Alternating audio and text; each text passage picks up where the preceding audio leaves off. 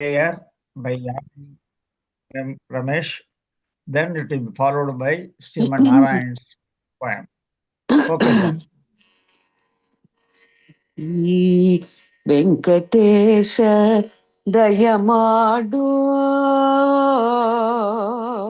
ವೆಂಕಟೇಶ ದಯಮಾಡು ವೇದ ವೇದ್ಯನೇ ದಯಮಾಡು ವೆಂಕಟೇಶ ದಯಮಾಡು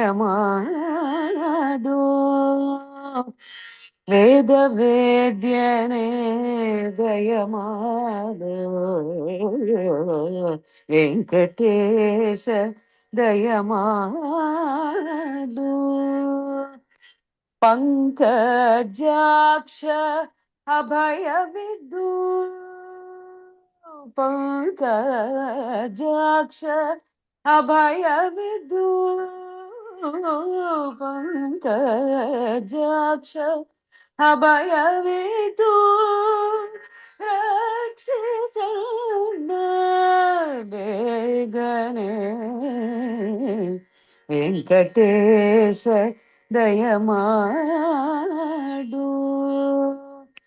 ಬಾಳ ಅಪರಾಧಿ ನಾನು ನಿನ್ನ ಬಾಳ ಅಪರಾಧಿ ನಾನು ನಿನ್ನ ಬಲಿಕೆ ಬಂದೆ ನಾನು ಒಯ್ದು ರಕ್ಷಿಸಯ್ಯ ಓನಿದು ರಕ್ಷಿಸಯ್ಯ ಮೇಲುಗಿರಿ ಪುರಂದರ ವಿಠಲ ಒಲಿದು ರಕ್ಷಿಸಯ್ಯ ಮೇಲುಗಿರಿ ಪುರಂದರ ವಿಠಲ ವೆಂಕಟೇಶ ದಯಮಾಡು ವೇದ ವೇದ್ಯನೇ ದಯಮಾಡು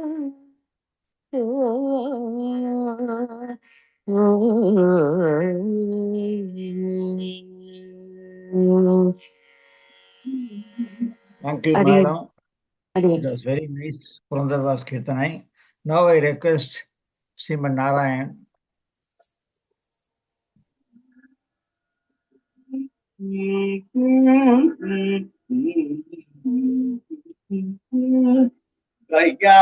दयापालन देवाय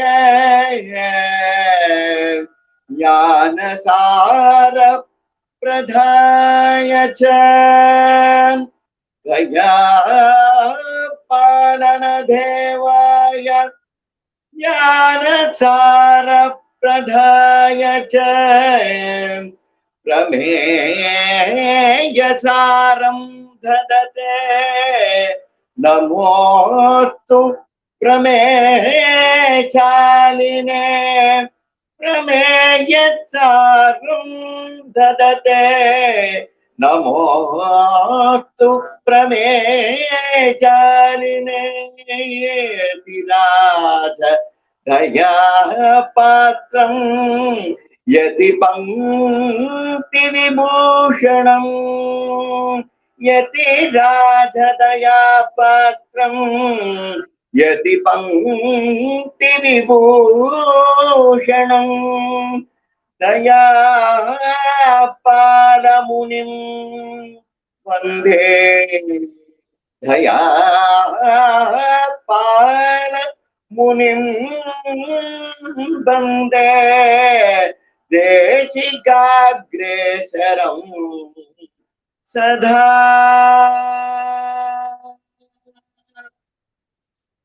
மிக்க நன்றி. ஒரு அழகான அருளான பெருமாள் எம்பெருமாள் மேலே ஒரு தனியார் பாடிட்டீர்கள். ரொம்ப சந்தோஷம். Now welcome address. நானும் தனியனோடு ஆரம்பிக்கிறேன். சுருளார் கருங்குழில் தோகையர் வேல்விழியில் துவளும் மருளாம் வினைகெடும் மார்க்கம் பெற்றேன் மறை நான்கும் சென்ன பொருள் ஞானசாரத்தை புந்தியில் தந்தவன் பொங்குழி சேர் அருளாள மாமுனி அப்பொற்கடல்கள் அடைந்த பின்னே 4 வேதங்களில் இதனுடைய மீனிங் 4 வேதங்களின் உட்பொருளையும் திருமதரத்தின் மெய்ப்பொருளையும் ஞானசார பிரமேயசாரம் என் நூல்களை கொண்டு நமக்கு அறிவை புகுட்டிடும் ஞான சுடராக விளங்கும் அருளாள முனி எனப்படும் அருளாள பெருமாள் எம்பெருமானாரின் திருவடிகளை பற்றிய பிறகு ஊழ்வணிகளை அழிவதற்கான வழியை அறிந்து கொண்டேன். That is the only way to understand that we are without our karmas when we hold to his feet. எம்பெருமானார் 17 நாட்கள் இவர் வாத போர் பண்ணவர், தெரிஞ்சிருக்கவங்க எல்லாருக்குமே. எம்பெருமானாரையே 17 நாட்கள் அலைக்கடிச்சாருன்னா எவ்வளவு பெரிய இதா இருந்திருக்கணும் பாருங்க. இவர் சாதாரண மனுஷன் இல்லை. ஸோ ஆழ்வார்களுடைய ஈரத்தமிழுக்கு பிறகு நம்ம கிட்ட இருக்கிற literature mostly Samskritam and Manipravalam. Thiruvaimozhi வியாக்கியானங்கள் மணிப்பரவாளத்தில் வந்தது. கூரத்தாழ்வானுடைய பட்டறிவாள்லாம் சம்ஸ்கிருதத்திலே பண்ணியிருக்கா. அந்த பீரியட்லேயே தூய தமிழ்ல வந்த 2 இது. ஒன்று எம்பெருமானார் இது Ramanuja Nootrandhadhi of Thiruvarangathu Amudhanar and Jnanasaram Prameyasaram of Arulala Perumal Emperumanar. அதுல இருக்கிற ஒரு நூலான ஞானசாரங்கிறது 40 poem இருக்கு. அது அவ்வளோத்தையும் சொல்ல முடியாது பாவம் கோபாலகிருஷ்ணால. அவரே சொன்னார், எனக்கு இப்ப பேசுறவங்க எவ்வளவு முடியாது பேசுங்க, பின்னாடி ஒரு தடவை பார்த்துக்கலான் இருக்கேன். ஸோ அதை he will describe. கோபாலகிருஷ்ணன் பத்தி ஒரு வார்த்தை, அவர் பன்முக புலவர், பிலிட்டு படிச்சார், தென் எம்ஏ வைஷ்ணவிசம் பண்ணார், எம்ஏ திவ்ய பிரபந்தம் பண்ணியிருக்கார். இதை தவிர டாக்டரேட் இன் வைஷ்ணவிசம் அண்ட் சம்ஸ்கிருதத்திலையும் he has got diploma as well as certificate. இவருக்கு இன்னொரு பெரிய வைணவ தொண்டுன்னு இவர் சொல்ல போனா ஒரு 40 புத்தகங்களே இவர் வெளியிட்டிருக்காருன்னா பழைய பழைய புக்கு. முக்கியமான புஸ்தகமான ஸ்ரீவச்சன பூஷணம், ஈடோடைய பிரமாண திரட்டு, ஆச்சாரிய ஹிருதயம், ஸ்ரீபாஷ்யம், ஸ்ரீபாஷ்யத்துல ஸ்ருதி பிரகாசிக்கருடைய அவருடைய தமிழ் மொழி அதனுடைய சகிதமாக இருக்கு. இது நிறைய இந்த மாதிரி எல்லாம் நிறைய தொண்டு பண்ணியிருக்கார். இவரது தொண்டு வைணவ பணி நிச்சயமாக பிற்காலத்தில் நன்றாகவே பேசப்படும். இப்ப அவரை பத்தி ரொம்ப பேருக்கு வெளியே தெரியல, பிற்காலத்தில் ரொம்ப இருக்கு. Because we are all indebted to the literature. An Acharyan is remembered not by his way of living but his works. என்ன இருக்கோ அதான் பேசிட்டு இருக்கோம். we talk about Vedesiker, we talk about Manavala Mavanil because of that கிரந்தம்ஸ். So அதில் இன்னைக்கு பார்த்தா அந்த கூட்டத்தில் நிறைய பேர் அவருடைய ஸ்டூடெண்டே இருக்கா. அது எனக்கு ரொம்ப சந்தோஷமா இருக்கு. that shows how popular he is among students. I now request him to speak on ஞானசாரம்.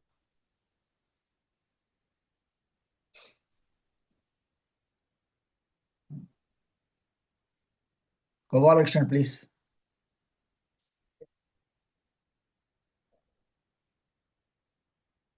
சிந்தை, சொல், செய்கை. இப்போ ஒரு 1.25 நேரத்துக்கு செய்கையும் செயலும் இல்லாம சிந்தை மட்டும் இந்த 1.25 நேரம் செலுத்தும்படி அனைத்து பாகவத உத்தம திருவடிகளும் அடையன் மிகவும் பணிவாக கேட்டுக்கொள்கிறேன். இது அடையனுக்கு ஒரு பணி டி.கே. பார்த்தசாரதி சுவாமி அவர்கள். அடையனுக்கு இந்த ஆன்லைன் வகுப்பு என்பது சுத்தமாக பிடிக்காது. ஆனா டி.கே. பார்த்தசாரதி சுவாமி அவர்கள் அடையனுக்கு போன வருஷமா ஒரு 3 மாசமா நீ சொல்லி சொல்லி சொல்லி சொல்லி வற்புறுத்தி அடையனை சொல்ல வச்சிட்டார். அடையனுக்கு என்ன காரணம்னா, பெரியவர்களிடத்துல அடையன் கேட்ட விஷயத்த இப்போ உங்களுக்கு அடையன் சொல்ல விரும்புறேன். அதாவது 1.25 மணி நேரம் நேர்ல கேட்டா எப்படி கேட்பீங்களோ அத மாதிரி அமர்ந்து கேட்கணும். அதுதான் அடையனுக்கு நீங்க கொடுக்குற சம்பாவனை. ப்ரெஸ் பண்ணிட்டு ஆத்து வேலை செய்யறது, ஆனா நைட் 7 மணி ஆச்சு, டிஃபன் செய்யணும், சரி டிஃபன் செய்துட்டே கேட்கலாம் அப்படின்னு நினைக்க வேணாம். வாழ்க்கையில எவ்வளவோ நேரம் செலவழிகிறோம். இன்னைக்கு ஒரு நாள் 1.25 மணி நேரம் அடியனுக்காக செலவித்தா அது ரொம்ப நன்றாக இருக்கும் என்று முதற்கண் அடியன் தெரிவித்துக் கொள்கிறேன். கார்குணிகரான சர்வேஸ்வரன் அறிவிலா மனசர் உணர்வென்னும் சுடர்வலுக்கேற்றி பிறங்குருள் நீங்கி மேலிருந்த நண்டா வேத வழக்கை கண்டு நல்லதும் தீயதும் விவேகி கட்டி மறையாய் விரைந்த துளக்கமில் விளக்கில் கொளுத்தின பிரஜமமான கலைகளை நீர்மையினால் அருளி செய்கிறான். இனிய இரவு பொழுதில் அமர்ந்து கேட்டிருக்கும் அனைத்து வைணவ அடையாறுடைய திருவுரைகளை அடையின் முதற்கண் என் அன்பு காண்ட வணக்கத்தை தெரிவித்துக் கொள்கிறேன். அடியனுக்கு இட்ட தலைப்பு ஞானசாரம். அடியனை பத்தி சுவாமி டி.கே. பார்சாரதி தெரிவித்தார். அடியனுக்கு அந்த யோகிதை சுத்தமாக இல்லை. எனக்கு அடியனை பத்தி ஒரு 5 நிமிஷம் சொல்லிவிட்டு அதன் பிறகு சப்ஜெக்டுக்கு வரேன். ஞானசாரத்துக்கு அடியன் சொந்த ஊர் பூர்வீகம் திருக்குறுங்குடி. அடியனுக்கு முதல் ஆச்சாரியன் என்னுடைய திருத்தகப்பரான தாமோதரன் ராமானுஜ சுவாமி, அவர் தான் என்னுடைய முதல் ஆச்சாரியன். 2வது ஸ்ரீரங்கம் கோயில் வித்வான் நரசிம்மாச்சாரிய சுவாமி, பெரிய வித்வான். அவர் திருநாட்டுக்கு எழுந்து விட்டார். அவரிடத்துல அடியன் முதற்கண் கால்ச்சவன் கேட்க ஆரம்பித்தேன். அப்போ அடியன் கால்ச்சவன் கேட்கும்போது 14 வயசு. கலவர கண்ணை சேர்த்தி சாட்டியில் அவர் ஸ்ரீரங்கத்திலிருந்து ஒரு 2 மாதம் தங்குவார். அப்போ அங்கே எங்கள் அப்பா அடியன் கூட்டு போவார். ஸோ அவருடைய ஆசீர்வாதத்தாலும் எம்பெருமானாருக்கு எப்படி பஞ்ச ஆச்சாரி இருந்தார்களோ அடியனுக்கும் அந்த வாய்ப்பு கிடைச்சது. அது மிகப்பெரிய ஒரு பாக்கியம். முதல்ல ஸ்ரீரங்கம் கோயில் வித்வான், 2வது கோமரம் சம்பத் சுவாமி மலவாளமனுடைய திருவம்சத்தில் வந்தவர். அவரிடத்துல பல கிரந்தங்களை மறுபடியாக காலேஜ் நேரில் போய் கேட்டேன். 3வது என்னுடைய ஞானாச்சாரியான ஸ்ரீ உவே எம்ஏ வெங்கடேச சுவாமி அவர்கள், அவரிடத்துல அடையன் டாக்டர் பட்டம் பட்டேன். 4வது அந்த எம்ஏ வெங்கட சுவாமி மூலமாக அடையன் காட்டி கொடுத்த அடையனுக்கு கிடைத்த மிகப்பெரிய வைர பொக்கிஷம் கலையிலங்கு மொழியாளர் மதுரை பேராசிரியர் அரங்கராஜ சுவாமி திருவடிவாரத்தில் 42 கிரந்தங்கள் 2009 இதுவரைக்கும் வரிவரியாக கேட்டு இருக்கிறேன். அதுக்கு காரணம் எம்பெருமானுடைய நம்பியுடைய கிருபைதான் நினைக்கிறேன். அதுக்கு காரணம் மூல காரணம் எம்ஏ வெங்கட சுவாமி காட்டி கொடுத்தார். நம் பையன் அவனுக்கு சில விஷயங்கள்லாம் நீங்க போதிக்குன்னு சொல்லி சுவாமி அவர்கள் எம்ஏ வெங்கட சுவாமி அவர்கள் எனக்கு 2010 2011 வரைக்கும் அவருடைய சொந்த பணம் மாதம் ஒரு 10,000 கொடுத்து டெய்லியும் போய் கழிச்சு அவர் 1 வருஷம் அடையனுக்காக அவருடைய சொந்த பணத்தை மாதம் 10,000 சொல்லி அடையனுக்கு காய்ச்சல் கேட்க சொன்னார். ஆனால் அரங்கர சுவாமி என்னுடைய நடவடிக்கை பார்த்து இனிமேல் நீங்கள் கொடுக்க வேண்டாம், அடையனையே சாதிக்க சொல்லி 2009 இதுவரைக்கும் அர்த்த விஷயங்களை அடையனுக்கு சாதித்த அரங்கராஜ சுவாமி திருவடிவார்கள். அடுத்தது கேபி தேவராஜ சுவாமி, அவரிடத்தையும் பல கிரந்தங்கள் அடையன் மறுபடியாக காய்ச்சல் கேட்டேன். அடுத்த அடையன் கதாநாயகனான பிள்ளைலவஞ்சிய சுவாமி தலைசனீஸ்வரவார், அவரிடத்தை சில அர்த்த விஷயங்கள் கேட்டேன். இப்படி பெரியவர்களிடத்துல கேட்ட விஷயங்கள் தான் அடையன் இப்போது உங்களுக்கு அடையனாலும் முடிஞ்ச அளவுக்கு சொல்லலாம் என்று நம்பியுடைய பரிபூர்ண கிருபா பாத்திரத்தால் சொல்ல நினைக்கிறேன். அந்த ஞானசாரமானது மிகப்பெரிய பொக்கிஷம். அது முன்னாடி நான் அதை ஸ்ரீ வைஷ்ணவ 100 பதிப்பு கலங்க வச்சிருக்கேன். இது வரைக்கும் ஒரு 67 கிரந்தங்கள் அதை மேல் பதிப்பு பண்ணியிருக்கேன். டைட்டில் பார்த்தா 40, லைன்லாம் பார்த்தா 67 கிரந்தங்கள் அதை மேல் பதிப்பு செய்து வந்து இது பண்ணிட்டு இருக்கேன். நான் இப்போ சப்ஜெக்டுக்கு வரேன். நான் இந்த ஞானசாரம் சுவாமி கரெக்டாக 1 hour சொல்லணுமா, எப்போ முடிக்கும்னு சொல்லுங்க, அப்போ முடிச்சிடறேன். பார்சார் சுவாமி 1 hour வச்சுக்கோங்க, ஒன்றும் தப்பு இல்லை. 1 hour 10 minutes 15 minutes முன்ன பின்ன போகலாம், ஒன்றும் தப்பு இல்லை. 7:30 மணிக்கு ஆரம்பிச்சுக்கேன், கரெக்டா 7:15 ஆரம்பிச்சு 8:15 முடிச்சிடறேன். கரெக்டா 1 hour முடிச்சிடறேன். No problem. எல்லாருக்கும் கேட்குதா அப்படின்னு பேசுறது? கேக்குது சுவாமி ராமானுஜதாசன். கேக்குறது சுவாமி. இந்த இன்னைக்கு ஒரு மிகப்பெரிய ஒரு நன்னாள். என்ன காரணம், எம்பாருடைய 1000வது திருநட்சத்திரத்துல நம்ம இருக்கோம், வாழ்ந்து கொண்டு இருக்கோம். அது மிகப்பெரிய ஒரு நமக்கு பொக்கிஷம். நம்முடைய ஆச்சாரியர் பெருமக்கள் நம்முடைய ஆச்சாரியனுடைய கிருபையினால எம்பாருடைய 1000வது திருநட்சத்திரம் நம்ம இதுவரைக்கும் வாழ்ந்து இருக்கோம். அதுக்கு ஒரு மிகப்பெரிய நமக்கு ஒரு வாழ்நாள் சாதனையாக அதை கருதுகிறேன். 2வது இன்னைக்கு ரத சப்தமி. இன்னைக்கு நாளோ ஆதிவாரம் ஞாயிற்றுக்கிழமை முதல் நாள்ல அதால இவ்வளவு நன்னாள் பொருந்தி இருக்கிறது. ஆண்டாள் எப்படி நீராறு போர் வீசும் நன்னாள் ஆரம்பிச்சாலும் இன்னைக்கு ஒரு நன்னாள். இன்னைக்கு ஒரு நாயகமா என்ற பதிகத்துல நீங்க 4ஆம் நாள்மா எம்பாரோட வைபவம் 4ஆம் நாள் நடக்கிறது.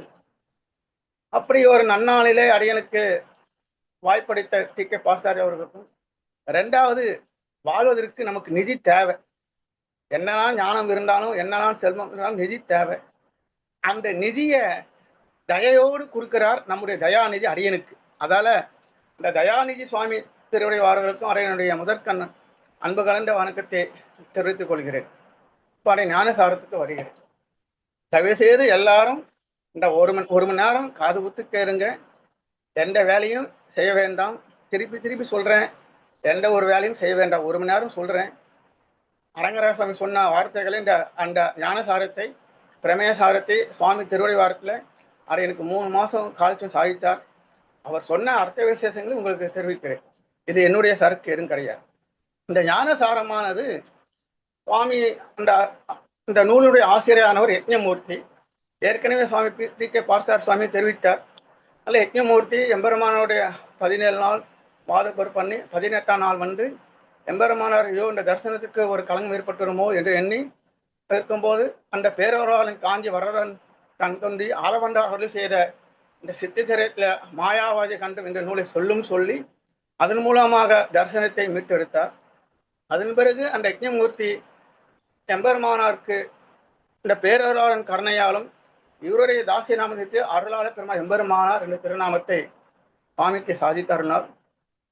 அவர் எண்ணற்ற வடமொழியில எண்ணற்ற நூல்களை இயற்றியுள்ளார். அந்த நூல்கள் எல்லாம் தீக்கு இரையாக்கி ஞானசாரம் பிரமேயசாரம் என்கிற 2 தமிழ் நூல்கள். அதாவது ஆழ்வார், நல்ல உன்னிப்பா கேளுங்க, ஆழ்வார்கள் காலத்துக்கு பிறகு முதலில் ஆச்சாரிய பரம்பரையில் எம்பெருமானார் அடுத்து அந்த அருளாளர் எம்பெருமானார் அருள் செய்த தமிழ் முதல் நூல் இந்த ஞானசாரம், இந்த பிரமேயசாரம். 2 கண்கள், வைணவத்தினுடைய 2 கண்கள் சொன்னால் ஞானசாரம் பிரமேயசாரம் மட்டுமே. இந்த ஞானசாரத்தினுடைய கருத்து என்ன பார்த்தா,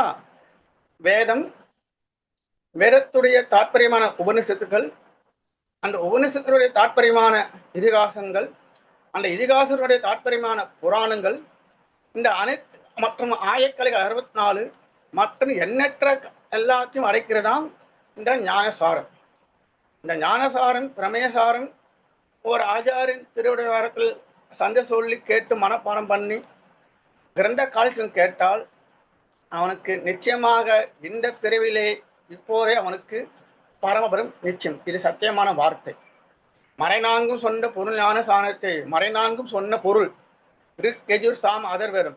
அந்த வேதத்திற்கு எல்லாரும் கற்க முடியாது. அந்த வேதமானது முதல் 3 வர்ணத்திலையும் அதுல கற்கத்திற்கு யோகிதை இருக்கணும். 3 வர்ணத்தாருக்கு இருந்தாலும் கூட, அந்த வர்ணத்தில் பிறந்து இருந்தாலும் கூட அந்த வேதத்தை கற்க அதிகாரி தேவை. சொல்வதற்கு அதிகாரம் வேணும், கேட்பதற்கும் அதிகாரம் வேணும். அந்த வேதத்திற்கு ஒரு கட்டளை இருக்கிறது. அதே மாதிரி அந்த உபநிஷத்துக்கள் மற்றும் உள்ள வடமொழியில அனைத்து நூல்களும் கேட்பதற்கும் சொல்வதற்கும் தகுதி வேணும். அப்படி இருந்தால் மற்றவர்கள் இதை சாரத்தை அறிய முடியாதே என்று எண்ணி அருளாளர் எம்பெருமானார் தன்னுடைய கருணையால இந்த ஞானசாரத்தை நமக்கு அருள் செய்தார். 40 பாசுரம். தத்துவ இத புருஷார்த்தம். தத்துவம் என்றால் உண்மை. உண்மை என்ற சொல்லுக்கு ஸ்ரீமன் நாராயணன் உண்மையான பொருள். மற்ற தெய்வங்கள்லாம் பொய்யான தெய்வங்கள். ஏன்னா பொய் என்னால் அந்த பொய்யானது ஒரு காலத்தில் ஒரு ஏகச்சனத்தில் நிலைத்திருக்கும், எப்போதும் நிலைத்து நிற்காது. ஆகையால் அது பொய். அதே போல் மற்ற தேவதைகளும் பொய்யான தேவதைகள். எம்பெருமான் ஒருவன் மட்டும்தான் எப்போதும் நிலைத்திருப்பன். ஒன்றும் தெய்வம் என்கிற பதிகத்திலே ஈடு வியாக்கியானத்திலே பறக்க நம்பிலே சாதிக்கிறார். ஆகையால் உண்மை என்ற சொல்லுக்கு எம்பெருமான் தான், அதான் தத்துவம்.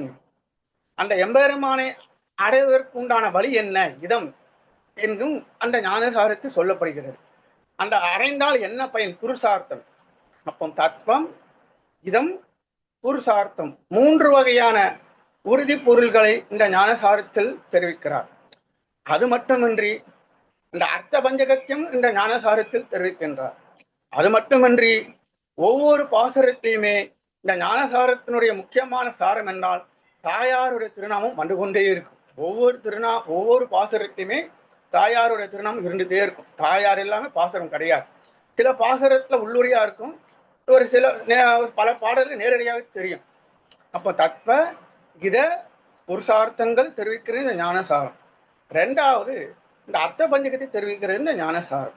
அதை காட்டிலும் நவவித சம்பந்தத்தை தெரிவிக்கிறது இந்த ஞானசாரம். அப்ப வேதத்துடைய சாரம் என்ன, சகல வேத சாரம் என்னன்னா, அப்ப எல்லாமே அடங்கி இருக்கிறது இந்த ஞானசாரத்துல. 40 பாசுரம் நீங்க ஒரு ஆச்சாரியன் திருவடைய வாரத்துல சண்டை சொல்லி கேட்டு அதிலேயே அர்த்தானுசந்தானம் பண்ண நமக்கு மேலும் மேலும் ஞானம் அபிவிருத்தி ஆகும். இப்ப தத்துவம் இதம் புருஷார்த்தம் அர்த்த பஞ்சம் ஞானம் தெரிவிக்கிறது. அது மட்டுமின்றி எம்பெருமானுக்கும் உள்ள நமக்கும் நவவித சம்பந்தத்தையும் இந்த ஞானசாரம் தெரிவிக்கின்றது.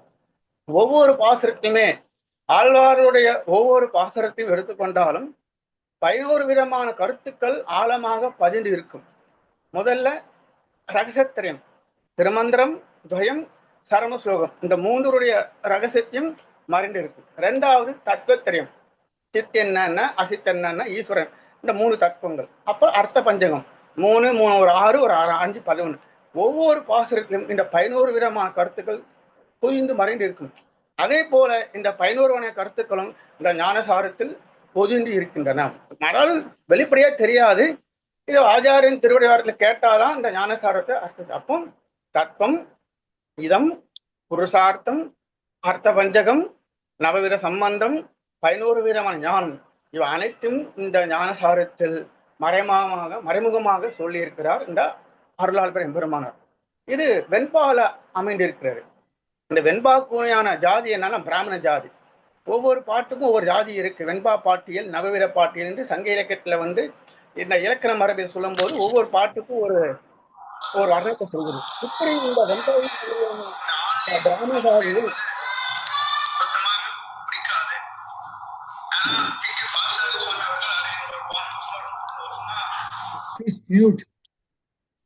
அந்த பாட்டுக்குள்ள கருத்துக்கள் பொறிந்து வெண்பாக்கு விசேஷம். வெண்பால பாட்டுலாம் ஈஸியா மனப்பாடம் பண்ணிடலாம்.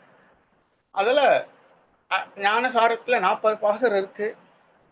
40 பாசுரம் சொல்லணும்னு ஆசைப்படுறேன். இருந்தாலும் அடையனா எவ்வளவு முடியுமோ அந்த அளவுக்கு பாசுரத்தை தெரிவிக்கிறேன். முதல் பாசுரம் ஊன உடல் சிறுநீர்த்து வன்கமன கேள்வனடி தேனுகரும் ஆசைமிகு சிந்தையராய் தானே பழுத்தால் விழுங்கனை போல் பற்றத்து விழுக்காரே தான் அருளும் வீடு. அதுல இந்த முதல் பாசுரத்துல தத்துவம் யாரு, இதம் என்ன, புருஷார்த்தம் என்ன என்று 3 கருத்துக்களை முதல் பாசுரத்திலே தெரிவித்து விட்டார். அர்த்தம் விவரித்து சொல்றேன். நம்ம சம்பிரதாயத்துல முக்கியமானது காட்சி, அனுபவம், கைங்கரியம். காட்சி, அனுபவம், கைங்கரியம். காட்சியானது இந்த கண்ணானது எதை பார்க்க வேண்டும் என்றால் முதல்ல ஆச்சாரியனை பார்க்க வேண்டும். இரண்டாவது மெய்யடியார்களான பாகவத உத்தமர்களை பார்க்க வேண்டும், சேவிக்க வேண்டும். மூணாவதுதான் எம்பெருமானை சேவிக்க வேண்டும். அப்போ காட்சியானது முதற்கண் இந்த கண்ணானது நேத்திரமானது யாரை சேவிக்க வேண்டும், ஆச்சாரியனை சேர்க்க வேண்டும். காட்சி, அந்த காட்சியானது எப்படி வர வேண்டும், அது அனுபவமா வர வேண்டும். அடுத்த நிலைக்கு அனுபவத்தை கொண்டு போகணும். அந்த அனுபவமானது 3வது நிலைக்கு கைங்கரியத்தை ஈடுபட வேண்டும். அப்போ காட்சி, அனுபவம், கைங்கரியம். அதை அடுத்த ஸ்டெப்ல ஞான, பக்தி, வைராக்கியம் என்று பிரிப்பார்கள். ஞானமானது ஆச்சாரிய மூலமாக பெறப்படுகிறது ஞானம். அந்த ஞானத்தின் மூலமாக அடுத்த நிலைக்கு வருவது அந்த பக்தி. அந்த பக்தியின் மூலமாக அடுத்த நிலைக்கு வருவது வைராக்கியம். அப்ப ஞானம், பக்தி, வைராக்கியம். அப்புறம் இனிமை, இரக்கம், லீலை. இனிமையானது எம்பெருமானை அனுபவத்திற்கு இனிமையா இருக்கிறது. ஆனா இந்த இனிமைக்கு நாம் பாத்திரம் அல்ல. என்ன காரணம்னா இந்த இனிமையானது அந்த நித்திய சூரியர்களுக்கு மட்டுமே வாய்க்கும். ஆனா நமக்கு அந்த வாய்ப்பு நமக்கு இப்ப இல்லை. இனிமை அப்ப ஏதோ வைஷ்ணவம் படிக்கிறோம், ஏதோ ஆச்சாரியின் திருவிழாத்துல காலத்தையும் கேட்கிறோம். அப்படி இருக்கும்போது எம்பெருமான் நம்ம இடத்துல இறக்கம் கொண்டு ஒரு நல்வழி காட்டும் இறக்கம். இந்த இனிமைக்கு நமக்கு இப்போதைக்கு நேரம் இல்லை, ஆளாக மட்டும் அது பரமத்துக்கு போனால் இனிமையாகும். அப்ப இறக்கம். 3வது நிலை லீலை. இந்த ஆச்சாரியன் திருவடி வாரத்தில் கைங்கரியம் செய்யாம, கோயிலுக்கு போகாம, எதுவும் செய்யாம, கண்டரே காட்சி கொண்டரே கோலம் இருக்கிறவனா அவனுக்கு என்ன பண்ற எம்பெருமான் லீலைக்கு ஆளாக்கிறான். மேலும் மேலும் மேலும் மேலும் மேலும் பல பிறவைகளை கொடுத்து கொடுத்து கொடுத்து லீலை காக்கிறார். ஸோ இவ்வளோ விஷயங்கள் இந்த ஞானசாரத்தில் மறைமுகமாக இருக்கிறது. அதால ஊன உடல் சிறை நிறுத்து எடுத்தவனே ஊனம் சொல்கிறார். வெண்பா பாட்டியில பார்க்கும்போது எப்பவுமே மங்கள எழுத்திலே ஆரம்பிக்க வேண்டுமானால் இது ஊனம் இருக்கிறது. ஏன் எடுத்தவனே ஊனம் என்று சப்தமானது என்னன்னா, அது வாடினேன் வாடி என்கிற பதிகத்தின் இருக்குமா போலே இங்கேயும் ஊனம் என்று சொல்லுகிறார். ஊனம்னு அர்த்தம்னா இந்த சரீரமானது எம்பெருமானை அடைவதற்கு, எம்பெருமானை சென்று சேர்வதற்கு காரணமா இருக்கு. இந்த தேக யாத்திரை ஆத்ம யாத்திரைன்னு 2 யாத்திரையா பிரிப்பாங்க. இந்த தேக யாத்திரை என்பது இந்த சரீரம் இருக்கும் வரைக்கும் நம் தேகத்தை பாதுகாக்க வேண்டும். இந்த தேகம் நன்றாக இருந்தால்தான் ஆத்மாவை பற்றி சிந்தனை நமக்கு வரும். ஆனா இந்த தேக யாத்திரையை நமக்கு பொழுதுபோக்கி அந்த தேகத்தில் இருக்கும் ஆத்மாவை பற்றி சிந்தனை நமக்கு வரல. ஆகவே அது ஊனம். இதுல இருந்து நம்ம வெளியே வரணும். எதுல இருந்து வெளியே வரணும்? இந்த தேகம் வேற ஆத்மா வேற என்கிற ஞானம் வர வேண்டும். ஊனம் உடல் சிறை நீர்த்து. இது ஒரு சிறை தான். என்னன்னா எம்பெருமானை அடைவதற்கு இந்த சரீரமானது தடையாக இருக்கிறது. ஆனா இதே சரீரம் தான் எம்பெருமானை கிட்டுவதற்கும் காரணமா இருக்கு. அப்போ அந்த ஆத்மா வேறு என்கிற ஞானம் வந்தால் நமக்கு சிறையிலிருந்து வெளிப்படலாம். இல்ல ஆத்மா வேற இல்ல சரீரம் வேற, ரெண்டும் ஒன்று இருந்தால் சிறையில் இருப்பான். ஊன உடல் சிறை நிறுத்து. ஒன்காமல கேள்வி நடி. ஒவ்வொரு பாசுரத்தையும் தாயாருடைய திருநாமம் வரும் முன்கூட்டியே சொல்லிட்டேன். ஒன்காமல கேள்வி நடி. தேனுகரும் ஆசைமிகு சிந்தையரா. சிந்தை மிகு சிந்தை, ஆசைமிகு சிந்தை. இந்த ஆசைமிகு சிந்தையை சொல்லும் போது இந்த ஞானசாரமானது யாருக்காக சொல்லப்பட்டது? அதாவது இந்த ஞானசாரம் பிரமேயசாரம் நமக்காக அல்ல. சுவாமினா சுவாமி இப்படி சொல்லிட்டீங்களேன்னா, இந்த ஞானசாரத்தில் சொல்லப்பட்ட அதிகாரி வைஷ்ணவத்தில் 10 விதமான அதிகாரிகள் இருக்கிறார்கள். 2 செட்ட மொத்தம் 12 துவாதச அதிகாரிகள் என்று நம் சாஸ்திரத்தில் சொல்லப்படுகிறது. முதல் அதிகாரி அத்வேஷம். எம்பெருமான் பற்றிய எதிர்க்க மாட்டான். எம்பெருமான் பட்ட ஓகே சொல்லலாம், அத்வேஷம். அப்புறம் அனுகூலமா இருப்பான். கோயிலுக்கு போவான், பெருமான் தீர்த்தம் வாங்குவான், கைங்கரியம் பண்ணுவான். அது 2வது நிலை. இப்ப முதல் நிலை காட்டிலும் 2வது அனுகூலம். 3வது திவ்ய நாம அர்த்தம். பேர் வச்சுப்பான். ஏழுமலை வெங்கட்ராமன் எம்பெருமானுடைய திருநாமத்தை வைத்துக் கொண்டிருப்பான். அது 3வது நிலை. அப்போ அத்வேஷம், அனுகூலம், திவ்ய நாமம் பேர் மட்டும் வச்சுப்பாரு. 3வது நிலை. 4வது சங்கு சக்கரம் எம்பெருமானுடைய ஆச்சாரியனுடைய திருவடிபத்தால திருவள்ளத்தை செய்து கொண்டால் 4வது நிலை.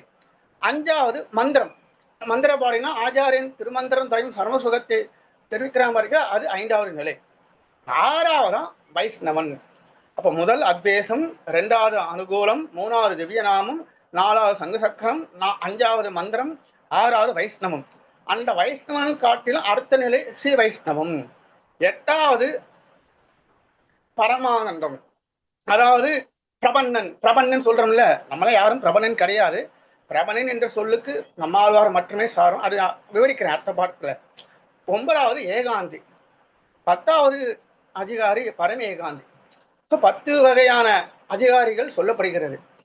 இந்த 10வது நிலையில் இருப்ப பரமேகாந்தி பத்தி தான் இந்த ஞானசாரத்தில் சொல்லப்படுகிறது. அப்போ ஞானசாரம் முழுவதும் யாருக்காக ஏற்றப்பட்டது? பரமேகாந்தி. இந்த பரமேகானுடைய நிலையெல்லாம் இந்த ஞானசாரத்தில் அருளாளர் பெரும்பெருமானார் சாதிக்கிறார். அந்த நிலை நமக்கு வர வேண்டும். எந்த நிலை? 10வது நிலை. 2வது 11, 12 அது ரொம்ப கஷ்டம். அது ஆழ்வார்களுக்கும் ஆச்சாரியர்களுக்கும் வரும். அது அதாவது எண்ணெய் வணங்குதல். எண்ணெய்னா எண்ணெயில எம்பெருமானை சரியா எண்ணெய் வணங்குதல், எண்ணெய் மட்டும் வணங்குதல். எண்ணெய் மட்டும் வணங்கும் போது என்னிடத்தில் வேறு என்று ஒரு பயன் எதிர்பார்க்க கூடாது. நிறுத்தி சொல்றேன். எண்ணெய் வணங்க எம்பெருமானை மட்டும் எம்பெருமானை வணங்குதல். எம்பெருமானுக்கு போவாங்க, சனிக்கிழமை கோயிலுக்கு போவாங்க, வேலைக்கிழமை தேவதாந்தர் கோயிலுக்கும் போவாங்க. அப்ப எண்ணெய் வணங்குதல் அது அந்த நிலைக்கு நமக்கு. 2வது எண்ணெய் மட்டும் வணங்குதல், எம்பெருமான் மட்டும் வணங்க வேண்டும் அப்படி இருப்பார்கள். ஆனால் வணங்கின பிறகு என்னாச்சு? அவர்கிட்ட எனக்கு வேலை பர்மனெண்ட் ஆகணும், எனக்கு அது வேணும், எனக்கு இது வேணும், அது வேணும் சொல்லி மற்ற பலன்கள் எம்பெருமானுக்கு கேட்பார்கள். அது கேட்கக்கூடாது. 3வது நிலை எண்ணெய் மட்டும் வணங்குதல். என்னை வணங்கும் போது என்னிடத்தில் வேறு எந்த ஒரு பயனும் நீ கேட்க கூடாது. அப்படி நிலை இருப்பவன் தான் அந்த பரம ஏகாந்தி. அந்த பரம ஏகாந்திக்காக பாடப்பட்டதான் இந்த ஞானசாரம். புரிஞ்சுதா உங்களுக்கு? சொல்ற புரியுதா இல்லையா? கேக்குதா இல்லையா? கேக்குறது சுவாமி, புரியுது. ஓகே. அதுல எஸ் சுவாமி. அந்த பரமேகாந்தருடைய நிலைனா ஊன உடல் சிறை நேர்த்து வன்கமல கேள்வனடி தேனுகரும் சிந்தையராய். சிந்தை மிகு சிந்தை, ஆசை மிகு சிந்தை யாரு? பரமேகாந்தி.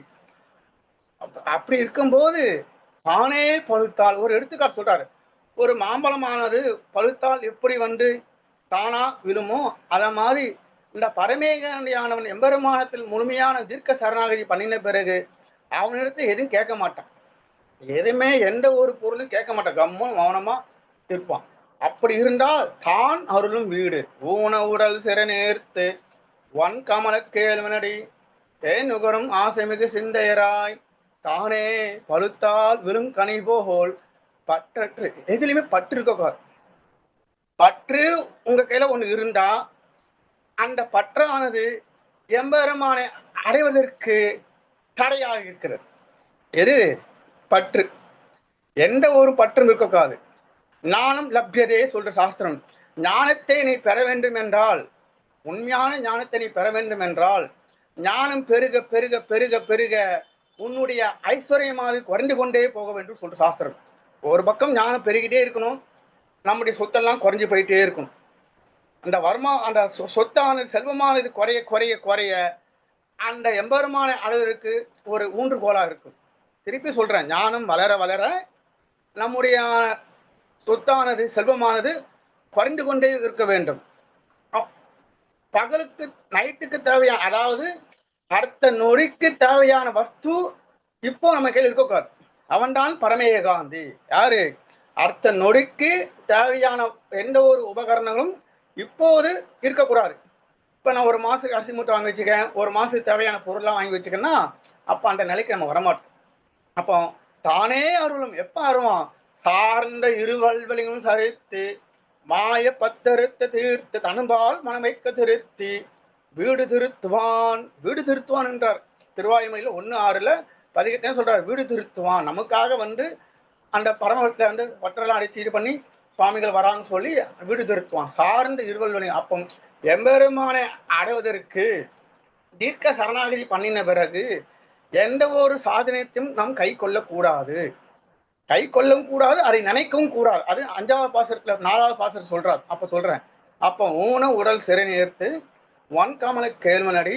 கேள்வன் அடி நமக்கு திருமகள் பூமன்னுமாது பொருந்திய மார்பன் என்னும் அகலகில்லேன் எரியம் என்று அலர்மேல் மங்கை மார்பன் என்ற தாயாரோடு கூடிய ஸ்ரீமன் நாகராஜ 2 தாமரைகளெல்லாம் நாம் பற்ற வேண்டாம். கேள்வன் அடி. கேள்வனா நாயகன். சரியா? அந்த அந்த கேள்வனுடைய அடியை நாம் பற்றும் போது அந்த பழத்தில் இருக்கும் பழமானது எப்படி தானே விழுகின்றதோ, தீர்க்க சரணாகதி பண்ணின பிறகு நாம் அந்த பழம் எப்படி தானே விழுகிறதோ அத மாதிரி எம்பெருமான் தானே மோட்சம். நிச்சாலை நீனும் வேண்டாம் நானும் வேண்டாம், அது தன்னடையே கான் ராஜகுல மகாத்மாத்தாலே காண்டார். ராஜகுல மகாத்மானா அப்ப திருப்பதி யாத்திரை போவாங்க. அப்ப போகும்போது ரொம்ப பயமா இருக்கும், ரொம்ப நடமாட்டலாம் ரொம்ப இருக்கும். அப்போ ராஜாக்கள் போகும்போது முன்னியும் பின்னியும் பாதுகாவலர்கள் போவார்கள். அப்போ எவனோ ஒருத்தன் வந்து கூட போறானா, போகும்போது அந்த திருடர்கள் பார்த்து இவன் ராஜா கூட போறான்னு சொல்லி என்ன பண்ணிட்டு போய் விடுவார்கள். அத மாதிரி அந்த தீர்க்க சரணாகதி பண்ணின பிறகு தானே அருளும் வரல. நீங்க ஒன்றும் பண்ண வேண்டாம். நிச்சாலை நீனும் வேண்டாம் நானும் வேண்டாம், அவன் தன்னடியும் போங்கான். எம்பெருமானை பத்தின பிறகு நான் வச்சலையான மாதா பிள்ளை வேகனையாமல் மண் சின்ன விட்டு பிரத்தோஷம் விடுமா போலே எவ்வுயிருக்கும் தாயிருக்கும் அன்னமான இவனும் ருசிக்கு ஈடான பந்தமும் பண்டம் அறுப்பதோர் மறந்தும் காட்டு மீறின்ட்டார் நாயனார். அதால அந்த மகா விசுவாசம் நமக்கு வேணும். அந்த மகா விசுவாசத்தை தான் இந்த முதல் பாசத்துல சொல்றார், தானே அருளும் வீடு. அப்போ ஊனம் அந்த சிறையை நிற்க வேண்டும். அந்த சிறையிலிருந்து தேகம் வேற ஆத்மாவேங்கிற ஞானம் நமக்கு வந்த பிறகு எம்பெருமான் திருடைய பற்ற வேண்டும். பத்தின பிறகு அந்த ஆசைமிகு சிந்தையாய் என்ற எண்ணம் சிந்தையாலும் சொல்லாலும் செய்கையாலும் என்று எம்பெருமானை நினைக்க வேண்டும். அப்படி சர்வகாலமும் நினைத்து கொண்டிருந்தால் அந்த பழத்திலிருந்து எப்படி விழுமோ அதேபோல் நமக்கு இந்த தேக முடியும் போது நமக்கு மோட்சம் கிடைக்கும். இது முதல் பாசுரத்துடைய அர்த்தம். 2வது உயர்ந்த பாசுரம் ஒரு குறைஞ்ச அளவுக்கு நான் கொண்டு பார்க்கிறேன். இந்த பாசர் அர்த்தம் புரிஞ்சுது உங்களுக்கு? புரியுது சுவாமி. கையில புக் இருக்கா இல்லையா? சும்மா காலில் கேட்குறீங்களா? சரி, அதெல்லாம் டவுன்லோட் பண்ணிக்கோங்க. சரியா? 2வது பாசுரம். நரகமும் சொர்க்கமும் நாள் மலரால் கோனை பிரிவும் பிரியாமையாய் சுரி சத்திய சாதகம் போல் நாதன் தனதருளே பார்த்திருத்தல் போஜில் அடியார் குணம். 2வது பாசுரத்துல முதல் பாசுரத்துல நிலைய சொல்லிட்டாரு. 2வது பாசுரத்துல அந்த பரமேகாந்த் எப்படி இருப்பான்? நரகமும் சொர்க்கமும் நாள் மலரால் கோனை பிரிவும் பிரியாமையாய், பிரியாமையா சேர்ந்திருத்தல், சுரிசத்திய சாதகம் போல் நாதன் தனதருளே பார்த்திருத்தல் கோயில் அடியார் குணம். நரகம் சொர்க்கம், எது நரகம் எது சொர்க்கம்? இந்த பாசத்துல ஞானசாரத்துல அடையின் ஆச்சாரியம் வச்சு சொல்றேன். இந்த ஞானசாரத்துல எதை வச்சுதான் சொல்லலாம். இப்போ ஆச்சாரிய நரகம் சொர்க்கம்னா ஆச்சாரனை பிரிந்தென்றால் நமக்கு நரகம், ஆச்சாரனுடைய திருவடி தாமரைகள் இருந்தால் நமக்கு அது சொர்க்கம். ஒரு கணவனுக்கும் மனைவிக்கும் சேர்ந்திருந்தால் அது நரகமா சொர்க்கமாயும், பிரிந்திருந்தால் நரகமாயும் சொல்வது போல இந்த ஆத்மாவானது எப்போதுமே ஆச்சாரின் திருவடி வாரத்தில் இருப்பதான் ஆத்மாவுக்கு நல்ல பேர் கிடைக்கும். அப்படிதான் சொர்க்கம். சாஸ்திரம் என்ன சொல்றனா, முதல் உத்தம அதிகாரி ஆச்சாரியனுடைய திருமாளிகளில் நித்தியவாசம் பண்ண வேண்டும் சொல்றது. ஆச்சாரியனுடைய திருமாளியில் நித்தியவாசம் பண்ணணும். அதான் இந்த ஆத்மாவுக்கு கரை சேரும். எப்போதுமே நல்ல ஞானத்தை பொழிகொண்டே இருப்பார். அப்படி இருக்க நமக்கு இப்போ நேரம் இல்லை. சரி, என்ன பண்ணலாம்? கூப்பிடும் தூரத்தில் இருக்க வேண்டும். கோபாலா கூப்பிட்டா அடையன் போய் அடையன் ராமானுஜாசன் போயிட்டு இருக்கணும். கூப்பிடும் தூரம், அதாவது ஒரு 5 கிலோமீட்டரு இல்லை ஒரு 4 கிலோமீட்டரு இல்லை ஒரு 10 நிமிஷம். இப்பெல்லாம் ஃபோன் பண்ணி வச்சு கூப்பிட்டா அடையன் வரேன்னு சொல்லிட்டு அந்த கூப்பிடும் தூரத்தில் இருக்கணும். அது 2வது நிலை. 3வது தேசானது இருக்க, எங்கேயாவது வேலை எங்கேயாவது போய் இருக்கிறது. மாதம் மாதம் அடையன் உங்கள் அக்கௌண்ட்டில் அடையன் பணத்தை செலுத்துகிறேன், என்னால் வர முடியாது, அதனால் அது அவருடைய நினைவு இருக்குது, நீங்களும் என்ன நினச்சிங்க சொல்லி அப்படி இருந்தால் அது 3வது நிலை. சரியா? அப்போ எது நரகம் எது சொர்க்கம்? ஆச்சாரியனுடைய திருவடை தாமரையில் நித்தியவாசம் செய்து கொண்டு அந்த ஞானத்தை பெறும் வைசவன்தான் உத்தமமான அதிகாரி, அவன்தான் சொர்க்கத்திற்கு சமமானவன். எது நரகம்? அதுலேருந்து வந்தா நரகம். நரகமும் சொர்க்கமும் நாள் மலரால் கோனை பிரிவு பிரியாமை. அப்ப ஆச்சாரியனோடு சேர்ந்திருந்தால் பிரிவாமை, ஆச்சாரியனை பிரிந்திருந்தால் நமக்கு நஷ்டம். முதல் நிலை. 2வது உத்தமமான மெய்யடியார்கள் பாகவத உத்தமர்களுடன் நாம் சேர்ந்திருக்க வேண்டும். இந்த ஆத்மாவானது சரீரமானது எப்போதுமே தன்னிச்சையாக இருக்கக்கூடாது. தன்னிச்சையாக இருந்தால் நமக்கு விபரீதமான எண்ணங்கள் வந்து விஷாந்தரத்துல கண்மூட்டி வேறு நிலைக்கு கொண்டு போயிடும். அதால இந்த சரீரம் இருக்கும் வரைக்கும் முதல் ஆச்சாரியன் திருவுடைய வார்த்தை இருக்கணும். அப்படி ஆச்சாரியன் திருவுடைய வார்த்தை இருக்கும் பிராப்தம் இல்லைன்னா பாகவத உத்தமர் திருவுடைய வார்த்தை இருக்கணும்.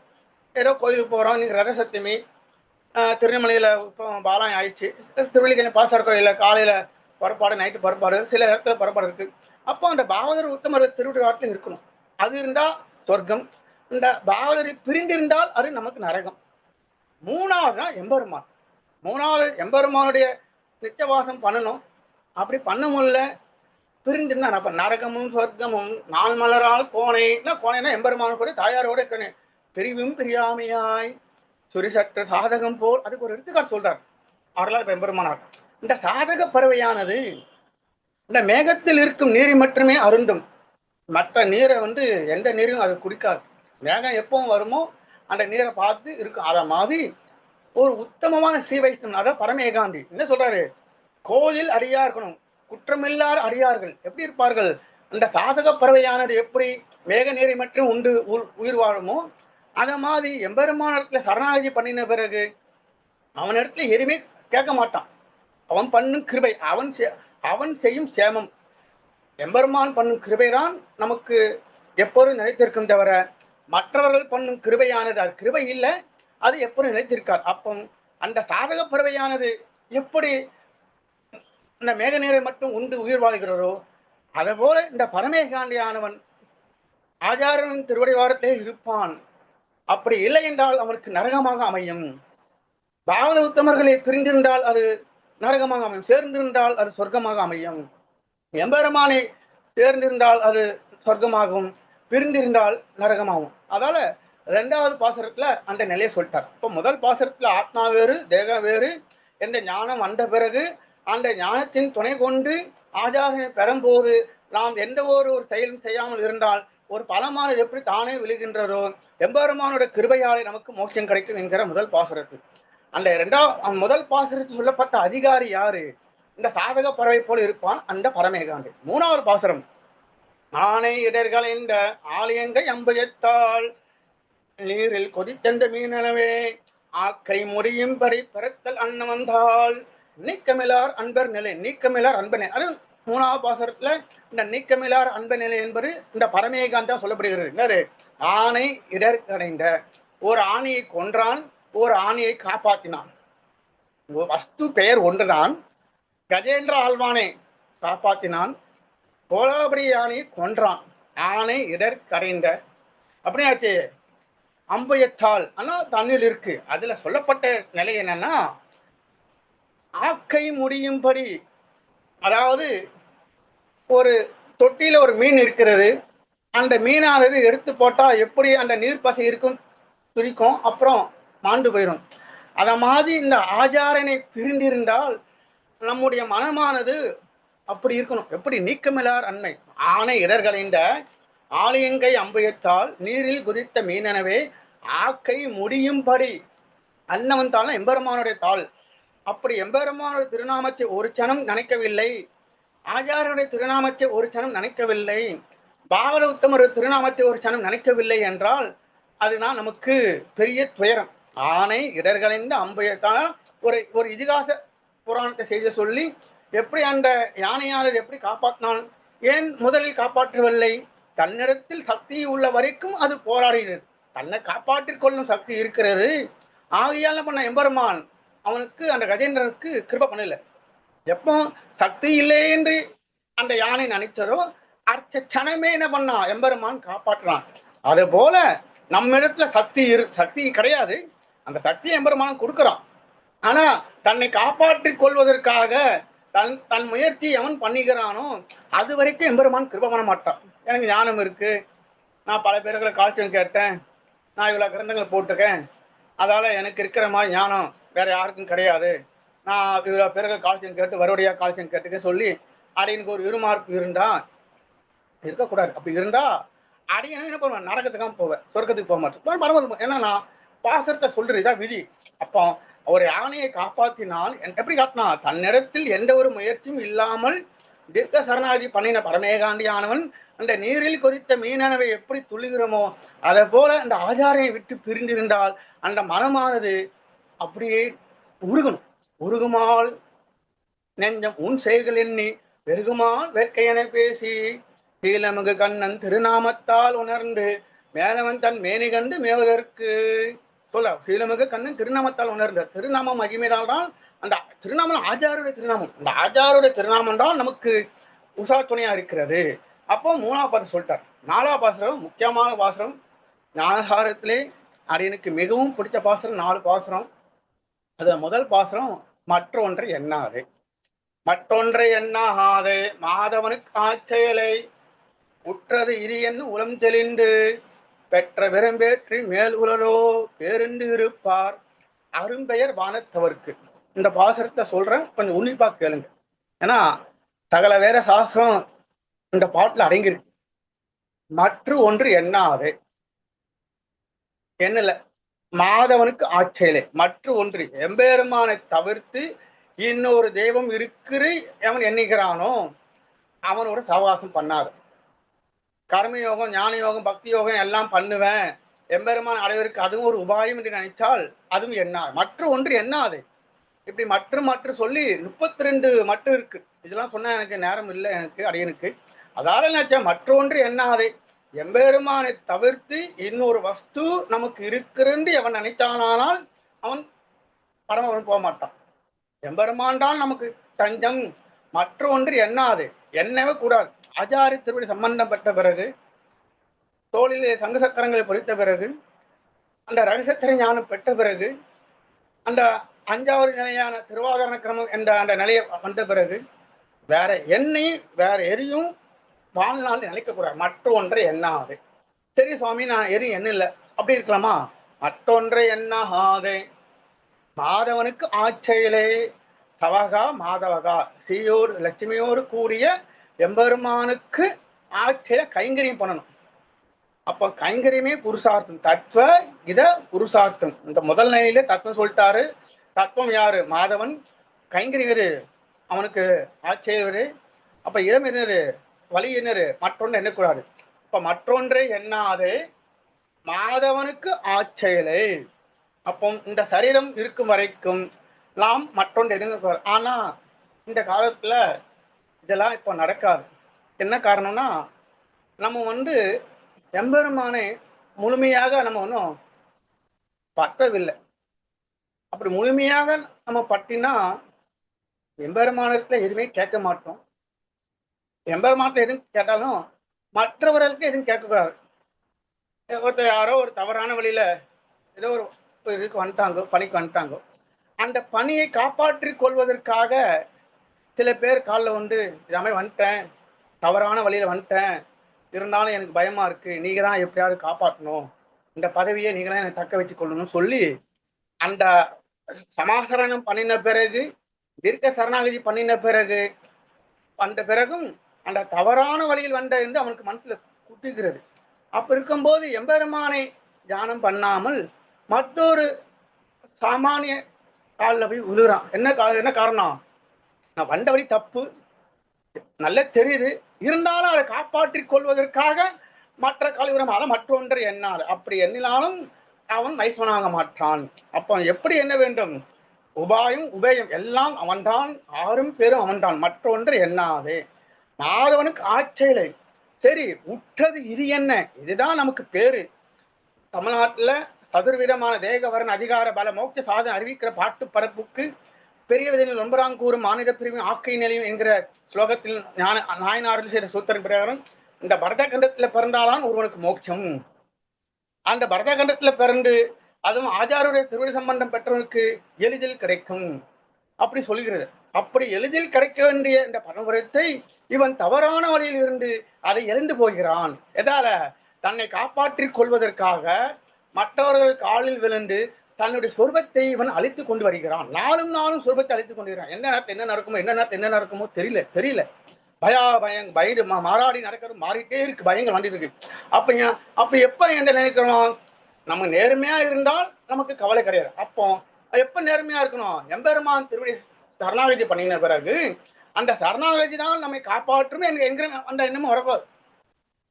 எந்த ஒரு நிலையும் வரக்கூடாது. ரெண்டு ஒரு அர்த்த பார்த்து சொல்றாரு. அப்போ மற்றொன்றை எண்ணாதே மாதவனுக்கு ஆட்சியலை உற்றது இரியன் உடன் தெளிந்து பெற்ற பெரும் பேரு தான் நமக்கு கிடைச்ச பேரு. இந்த நன்னாள்ல ரத சத்தம் இல்லை, அழகான ஒரு ஞாயிற்றுக்கிழமையில இரவு நேரத்துல அழகா மழை பெய்ஞ்சிருக்கு, சாரல் இனிமையான நேரத்துல நமக்கு ஒரு வாய்ப்பு கொடுத்து ஒரு ஞானசாரத்துல ஒரு கேட்கிற வாய்ப்பத்தை எம்பெருமான் கொடுத்துக்கான, ஆச்சாரியன் கொடுத்துக்கான, அதான் பெற்ற பேரு. இந்த பெரும் பேரு அதை நினைக்காமல் பெற்ற பெரும் பேரு இருப்பார். ஆச்சாரிய திருவிழா சம்பந்தம் பெற்ற பிறகு நம்மளை நமக்கு என்ன வந்தாலும் கவலை கிடையாது, பார்த்துக்கலாம், ஒரு கை பார்த்துக்கலாம்னு இருக்கணும். ஆனா அந்த நிலை வர்றது நமக்கு கஷ்டம். அப்போ எம்பெருமான் திருவடிகளுக்கு கைங்கரியம் பண்ண வேண்டும். கைங்கரியம் பண்ண போற மற்றொன்றை எண்ணாதே மாதவனுக்கு ஆட்சியிலே உற்றது இரியன உளம் தெளிந்து பெற்ற பெரும்பேற்றி மேலொரு பேருந்து இருப்பார் அரும் பெயர் வானத்தவருக்கு. இந்த நித்தியசூர்கள் காட்டிலும் இதுல விசேஷமான அர்த்தம் என்னன்னா, இந்த இந்தியாவில பரத கண்டத்துல பிறந்தாதான் ஒருவனுக்கு மோட்சம். சிவனுக்கோ பிரம்மாவுக்கோ யாருக்கும் மோட்சம் கிடையாது. அது ஒரு பதவி. அந்த பதவி போன பிறகு அவன் என்ன மானா பிறப்பானா, புலியா பிறப்பானா, என்ன பிறப்பான் அவனுக்கே தெரியாது. அப்போ இந்த மனித பிறவி நமக்கு கிடைக்கிறது ரொம்ப துர்லபம். கிடைச்ச பிறகு ஆச்சாரியோட சம்பந்தம் பெற்ற பிறகு அதுக்கு ஒரு உகப்பாக நமக்கு ஒரு காரணத்தை கொடுத்து, சரீரத்தை கொடுத்து, அந்த சரீரத்தை இன்றளவு முதல் கொரோனா, இரண்டாம் கொரோனா, எத்தனையோ வியாதிகள் வந்திருக்கு. முதல் கொரோனா எத்தனை பேர் இறந்துட்டார்கள், இரண்டாம் இதெல்லாம் போக்கி இன்ற அளவுக்கு நமக்கு எம்பெருமான் செம்மையாக வாழ்க்கை நடத்தி கொண்டு வருகிறானே, அந்த பேர் நமக்கு வேற யாருக்கும் கிடைக்கலையே. அப்ப பெற்ற பேரும் பேருந்து இருப்பார் என்னது வானத்தவர்க்கு. அதை காட்டில் நினைச்சு வேறு பேரு கிடையாது. அப்போ முதல் பாசுரம் ஊனவுடன் சிறை நிறுத்தி, இரண்டாவது நரகமும் சொர்க்கமும், மூணாவது ஆணை இடர்களைந்த, நாலாவது மற்றொன்று, அஞ்சாவது முக்கியமான வாசகம். தீர்த்தம் முயன்றாடுவதும் செய்தவங்கள் செய்வனவும் பார்த்தனை முன் காத்தபிரான் பார்ப்பதன் முன் சீர்த்து வரை மன்னன் அடியோம் என்று வாழ்வு நமக்கு ஈந்ததற்பின் என்ன குறை வேண்டும் நமக்கு? என்ன குறை நமக்கு? நமக்கு எந்த ஒரு குறை? இனியன் குறை நமக்கு எம்பெருமானா திருநாமத்தால் என்னமா போலே ஆச்சாரின் திருடை தாமரை கெட்டியாக பிடித்த பிறகு நமக்கு என்ன குறை? ஒரு குறையும் இல்லை. அடையின் பரிபூர்ணமா சொல்ற, எங்க ஊர் திருக்குறங்குடி அழகிய நம்பிராயர், நாங்களாம் ராயர் பரம்பரை தான். எங்க ஊர் நம்பி அழகிய நம்பி, அவருடைய கிருபையால அடையனுக்கு எந்த ஒரு குறையும் இல்லை. அதற்கு காரணம் நம்பியுடைய ஆச்சாரோடைய கிருபை தான், பரிபூர்ணமான கிருபை. அப்புறம் 5வது ஆச்சாரியோடைய கிருபைகள் மற்றும் காலக்கிரமம் நடக்கிறது. அதனால தீர்த்தம் முயன்று ஆடுவதும் செய்தவங்கள் செய்வனவும், முக்கியமான பாசுரம். கொஞ்சம் உன்னிப்பா கேளுங்க. ஏன்னா தீர்த்த யாத்திரை போனா அதுக்கு நமக்கு ஒரு பலன் கொடுக்குமானா அதெல்லாம் சாமானிய மக்களுக்கு.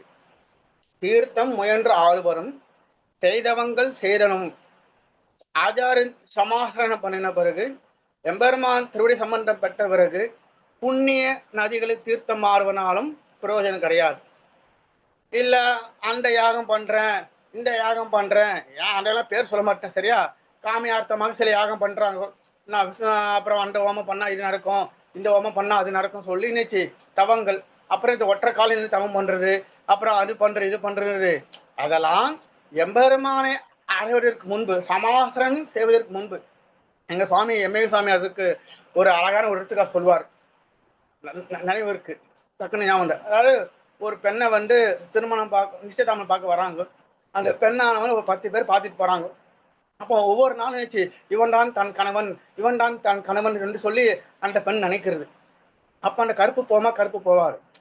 நிச்சயதார்த்தம் ஆன பிறகு, திருமணம் ஆன பிறகு இன்னொரு ஆணை நினைச்சாதான் கற்பு இதாகுமோ, அத மாதிரி எம்பெருமானை அடைவதற்கு முன்பு, சமாசனம் பண்ணுவதற்கு முன்பு, இல்ல பரணியாசம் பண்ணுவதற்கு முன்பு என்னாச்சு, நீ அங்க போ இங்க போ எங்க வேணா போ, எங்கன்னா யோகி தெரியும் சுத்தரியும் இந்த மாதிரி தெரிஞ்சு தேறி கவலை கிடையாது. ஆனா ஆச்சாரின் திருவடி அடைந்த பின்பு, சரணாகதி பண்ணின பிறகு, இந்த தீர்த்த யாத்திரைக்கு போறேன், நான் ஆத்துல இந்த ஹோமம் பண்றேன், அப்படி பண்ணா அது தப்பு. தீர்த்தம் முயன்றாது வரும் செய்தவங்கள் செய்வனும் பார்த்தனை முன் காத்தபிரான் பார்ப்பது முன் சேர்த்து வரை மன்னன் அறியோம் என்று வாழ்வு நமக்கு ஈந்ததற்பின் தோராபதியான கண்ணனுடைய திருவடி தாமர்கள் என்ற பின்பு நமக்கு என்ன குறை? ஆகையால என்னாச்சு, இந்த பாசுரத்துல 5வது பாசுரத்தை சொல்லப்பட்ட கருத்தானது, எம்பெருமான இடத்துல சரணாகதி பண்ணின பிறகு புண்ணிய நதிகளில் தீர்த்தம் ஆடுவதாலோ இல்ல தவங்கள் பண்ணுவதாலோ மற்ற உபகரணங்களை சாசனமாக வைத்து எந்த ஒரு பண்ணினாலும் அது பலன் தராது. அது அப்படி நினைக்கவும் கூடாது. அதால பார்த்தனை முன் காத்தபிரான் பார்ப்பதற்கு முன், நீ பார்த்தசாரி கோயிலுக்கு போக முன்னாடி நீ பக்கத்துல எந்த தேவதாந்தரம் கோயில் போ, பார்த்தசாரி திருவடி கட்டியாக பிடித்த பிறகு வேற எந்த திருவடியும் நமக்கு மற்றொரு, அதாவது சரணாகதி பண்ணின பிறகு வேறு ஒரு திருவடி சொல்ல மற்ற ஒரு திருவடிகள் நமக்கு பயன் தராது. நமக்கு பயன் தருவது 3 திருவடி தான்.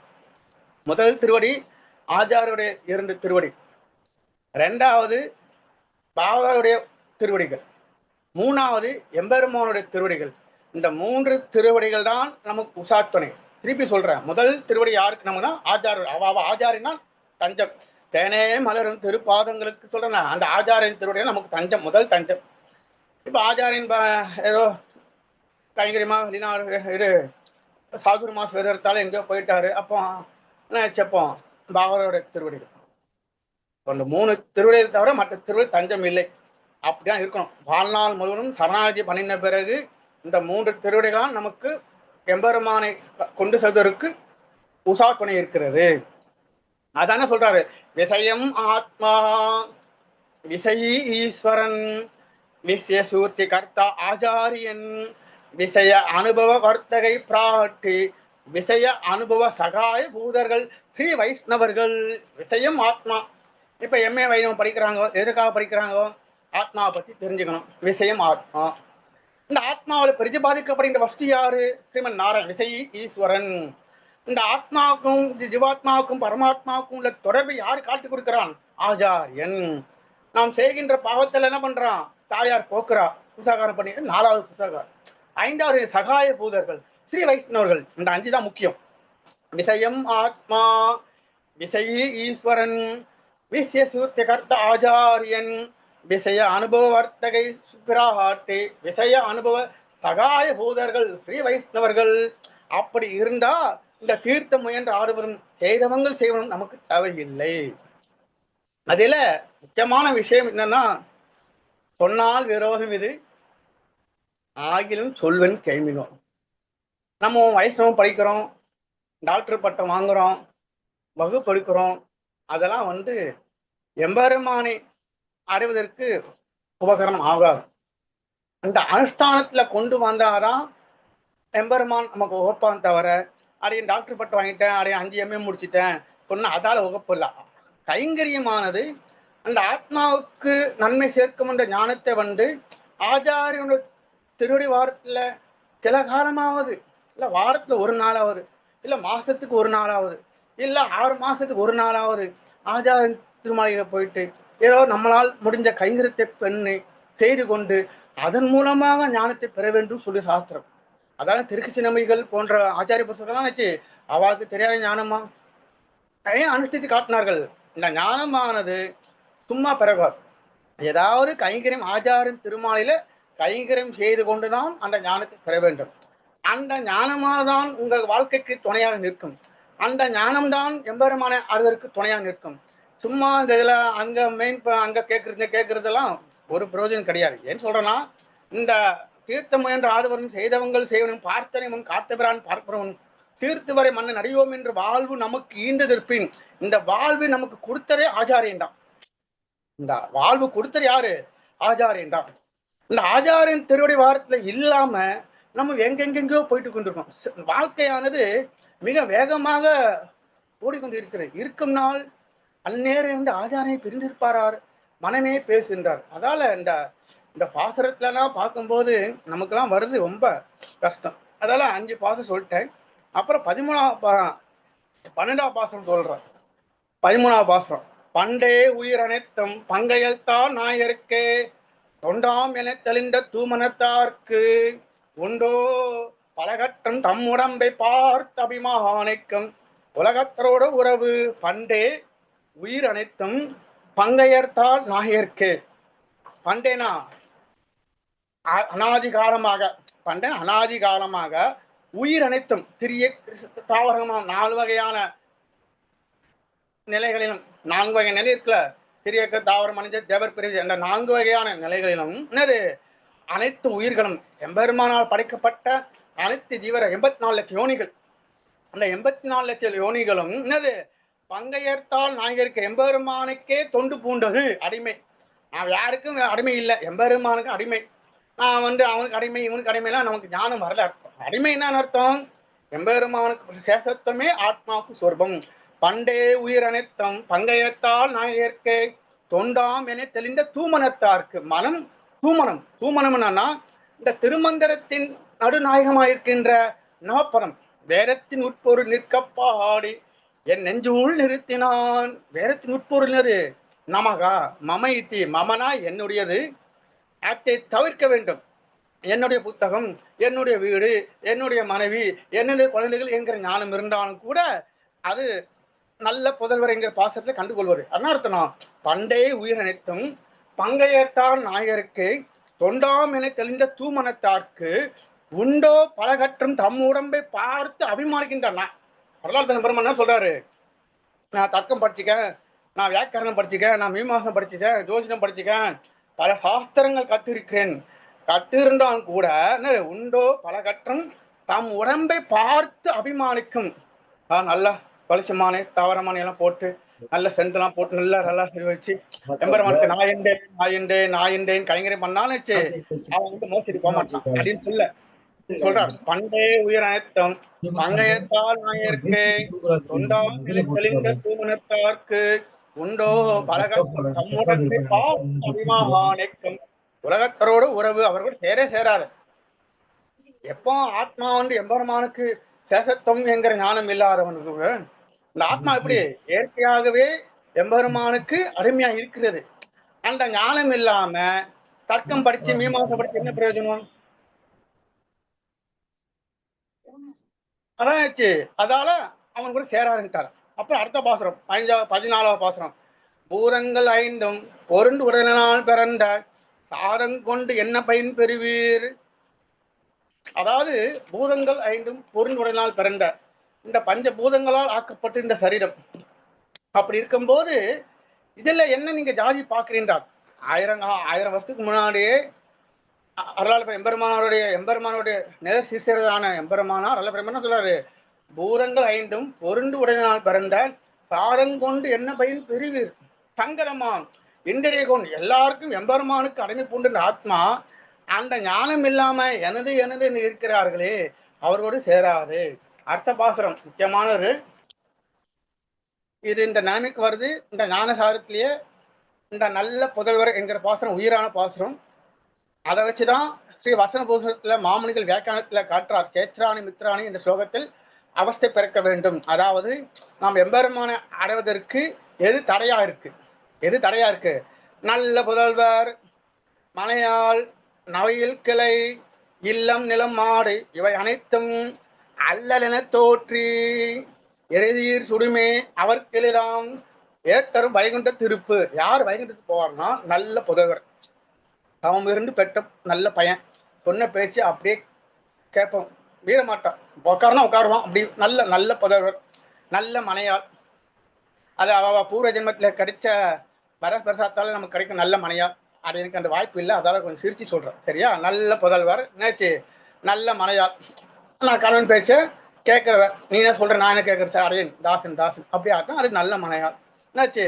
கிளை, நல்ல உறவினர்கள், நல்ல மாடு, செல்வம், இவை எல்லாமே நன்றாக இருந்தாலும் கூட என்னது நல்ல புதல்வர், நல்ல மனையாள், நல்ல நவை, நல்ல இளம், மாடு இவை அனைத்தும் எல்லாம் என்னது அல்லன தோற்றி எரிமே வைகுண்டதற்கு. இதெல்லாம் எம்பெருமான அடைவதற்கு தடையா இருக்கிறது. என்னது சொல்லப்பட்ட நல்ல புலவர்கள், நல்ல மனைவிகள், நல்ல கிளைகள், நல்ல உறவினர்கள், நல்ல மாடு, செல்வம் எல்லாம் நன்றாக சேர்த்து வைத்தாலும் கூட எம்பெருமான அடைவதற்கு இது தடையாக இருக்கிறது. இந்த ஞானம் நமக்கு அனுஷ்டிக்க முடியுமா? வராது. இதெல்லாம் பரமேகானுடைய என்னது அல்லன தோற்றி, இதெல்லாம் வீண். எம்பெருமான விஷயம் விஷயாந்திரம். விஷயத்தில் கண் வைத்தால் விஷயாந்திரம் கண்ணுக்கு தெரியாது, விஷாந்திரத்துல கண் வைத்தால் விஷயம் தெரியாது. அப்போ நமக்கு விஷயம் வகுத்த விஷயம் யாரு? எம்பெருமான் தான். அப்ப எம்பெருமானை அடைவதற்கு இதெல்லாம் தடையா இருக்கிறது. என்னது நல்ல புதல்வர்கள், மனைவி, நல்ல உறவினர்கள், நல்ல மாடு, செல்வம் எல்லாம் நன்றாக இருந்தாலும் கூட எம்பெருமானை அடைவதற்கு இதெல்லாம் தடையாக இருக்கிறது. இங்க எம்பெருமானை அடைவதற்கு தடையாக இருந்தாலும் கூட எங்க சுவாமி சொல்லும் போது எதுவும் ஆச்சாரியனை அடைவதற்கு தடையாக இருக்கிறது. சுவாமி எப்ப பாட்டாலும் ஆச்சாரியன் திருமணிக்க போயிட்டு இருக்க, அவரை நல்லா இருக்காரு, ஆத்த பாரு, போய் பையனை பாரு, நாளைக்கு எக்ஸாம் இருக்கு, ஹோம்ஒர்க் பண்ணணும் அப்படின்னு வச்சு அதுவும் தடையா இருக்கு. கேட்டுட்டு போறோம், காய்ச்சல் கேட்டு போறோம், அதே தான் தட்பம் இதை புருஷாத்து மாத்தி எதாவது சொல்றாங்க. எத்தனை கேட்டு என்ன பிரயோஜனம்? ஒன்றும் பிரயோஜனம் లేదు, ஏமி లేదు. ஏக்கலக்க ஒக்கலக்க தாங்கி சரியா போய் சொல்லிட்டு நிச்சப்போம். அதை மாதிரி தான் அதுவும் ஆச்சாரியனை அடைவதற்கு இதுவும் தடையா இருக்கு. அப்ப பெருமாளை அடைவதற்கு தடையாக இருந்தாலும் கூட ஆச்சாரியனை அடைவதற்கு பாதம் என்னாச்சு? எப்ப பாட்டா அவத்துக்கு போயிட்டு இருக்கே, அவ ஒருவன் வராங்களா இல்லையே, அவன் போவார் போய் என்னாச்சு? இதெல்லாம் என்னாச்சு தடையா இருக்கிறது. அதாவது என்னாச்சு சேத்ராணி மித்ராணி என்ற சோகத்தை அவஸ்தை பெருக்கம் தான் இந்த நிலையாறு நமக்கு வரணும். என்ன அர்த்தம்? எதுவுமே எம்பெருமான அடைவதற்கு உண்டான பார்க்கும்போது நம்மிடத்தில் எதுவுமே எந்த ஒரு உபகரணமும் நம்ம இருக்கக்கூடாது. அதான் இந்த பாசத்தை சொல்றார். மற்ற பாசம் உடைமை நான் என்னும் உடையான் உயரை வடமுதிரை வந்துரித்தான் என்னும் ஜடமாக அறிந்தவன் தன்தாளில் அடைந்தவருக்கு முண்டோ பிறந்து மில் பெரும்பின் உடைமை நான் என்னும் உடையான் உயரை. இந்த ஜீவாத்மா எம்பெருமானுக்கு அடைமைப்பட்டு என்கிற ஞானம் வந்த பிறகு என்னது உடைமை நான் என்னும் உடையான் உயிரை வடமுதிரை வந்துரித்தான் என்னும் என்னர்த்து. அப்போ அந்த ஆத்மாவானது எப்படி எம்பெருமான் சேரும்னா அதான் சார்ந்த இருவழின்னு சொன்னேன். அந்த பாட்டுடைய அர்த்தம் சொல்றார். உடைமை நான் என்னும் உடையான் உயிரை வடமுதிரை வந்துரித்தான் என்னும் ஜடமாக அறிந்தவன் தாள். அறிந்தவருக்காருக்கு எம்பெருமான் தீர்க்க சரணாதி பிறகு இந்த ஆத்மா எம்பெருமானுக்கு மட்டுமே சேசத்துவம், அவனுக்கு மட்டுமே இந்த ஆத்மா அடிமைப்பட்டு என்கிற ஞானம் வந்தவன் அந்த தோராபதி மன்னனான கண்ணனுடைய திருவடி தாமர்களை தீர்க்க சரணாகி பண்ணின பிறகு அவன் எதுக்கும் துயரம் கலங்க மாட்டான். நம்ம கண்ணில் தண்ணி வரணும்னா 3 நிலையில நம்ம கண்ணில் தண்ணி வரணும். பரீட்சையில எக்ஸாம் ஃபெயில் ஆயிட்டேன், எனக்கு அப்படி இல்லை. முதல் தண்ணீர் வந்து ஆச்சாரியன் செய்த உபகாரத்தை நம்ம நினைக்க வேண்டும். ஆச்சாரியன் எவ்வளவு உபகாரம் பண்ணார், சுவாமி எம். வெங்கட சுவாமி எவ்வளவு உபகாரம் பண்ணார், அரங்கராஜ சுவாமி எவ்வளவு உபகாரம் பண்ணார், KP தேவராஜ் எவ்வளவு உபகாரம் பண்ணார், அவர் பெற்ற ஞானம் நமக்கு கிடைச்சிருக்கு, யாருக்கும் கிடைக்காத பேரு அப்படின்னு கிடைச்சே சொல்லி அவர் செய்த உபகாரத்துக்கு கண்ணில் தண்ணி வரணும். அதாவது தண்ணி வந்து ஆச்சாரியன் பிரிந்திருந்தால் கண்ணில் தண்ணி வரணும், ஆச்சாரியன் செய்த உபகாரத்தை நினைச்சாலும் கண்ணில் தண்ணி வரணும். 2வது பாவர உத்தமர்கள் அவர்கள்லாம் இல்லைன்னா எப்படி அப்படின்னு இந்த நினைக்கு வரதுக்கு காரணமே என்னுடைய அப்பா தான். நான் வந்து அடையன் வந்து MA வயசு படிப்பேன், வைணவத்துறையில வகுப்பெடுப்பேன்னு சொல்லி சத்தியமா கனவுல நான் காணவே இல்லை. என்னுடைய லைனே ஒரு தனி லைன். நான் வந்து தமிழ் புலவராகி தமிழ்ல சூடாமணி நிகர் அதுல மாதிரி ஆராய்ச்சி பண்ணி தமிழ் புலவராக ஆகணும் ஆசை அடையனுக்கு. எம்பெருமான் திருப்பி வச்சு வைணவத்துறையில வச்சுட்டா. என்ன காரணம்னா அடையன் ஆச்சார அனுஷ்டானம் தான் இப்போ ரொம்ப குறைஞ்சு போச்சு. அதனுடைய மரத்துல வந்து 2 சீபா திருத்தம் ஆச்சாரியன், அதாவது திருமண் காப்பு வேலை பண்ணும்போது மந்திரபூர்வமா திருமண் காப்பு வேலை பண்ணும். வெறும் குலைச்சி திருமணம் வச்சா அது செவத்துக்கு போற திருமண் காப்பு, செவத்துல பெயிண்ட் போறோமே நாம திருமண் காப்பு, அதை மாதிரி மந்திரபூர்வமா திருமண் காப்பு வேலை பண்ணணும். அதான் உண்மையான திருமண் காப்பு. சும்மா தண்ணியில் தொழிச்சு வச்சா அது திருமண் காப்பு ஏதோ இருக்கு. நான் ரொம்ப டீப்பா சொன்னா எல்லாம் தப்பா நினைப்பாங்க, அதை சொல்ல விரும்பல. அப்போ திருமண் காப்பு வேலை பண்ணி அனுஷ்டானம் பண்ணின பிறகு இந்த கோமுத்திரைக்கில் வந்து ஆச்சாரியன் இந்த முத்திரை இருக்கும், அதை தெரிச்சு அடையனுடைய அப்பா டெய்லியும் கொடுப்பார். அந்த சீபாவத்துடைய தீர்த்தத்தினுடைய மகிமையினால் தான் அடையன் இந்த அளவுக்கு ஒரு அந்த கிருபை, நம்பியோட கிருபை.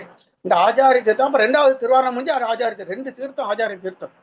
சின்ன வயசுலேயே எனக்கு வந்து விளையாட்டு புத்தி, இப்பவும் விளையாட்டு புத்தியா இருக்கு. தீராத விளையாட்டு பிள்ளையமா, தீராத விளையாட்டு பிள்ளை தான். எங்க அப்பா அடையனை அடிச்சு தான் சொல்லி கொடுத்தாரு. டெய்லும் காலையில் 5 மணிக்கு எழுந்துக்கணும், சண்டை சொல்லி கொடுப்பாரு. சொல்லி கொடுத்து வாரத்துல 10 பாசனம் ஒப்பிக்கணும், மாசத்துக்கு 40 பாசனம். அப்ப எங்க தாத்தா கணிகன் சுவாமி அடையனுடைய புராணத்தை சொல்றேன், இதே கேட்ட கொஞ்சம் தூரம் அடிக்கலாம், ஒரு கொஞ்சம் இருக்கும்.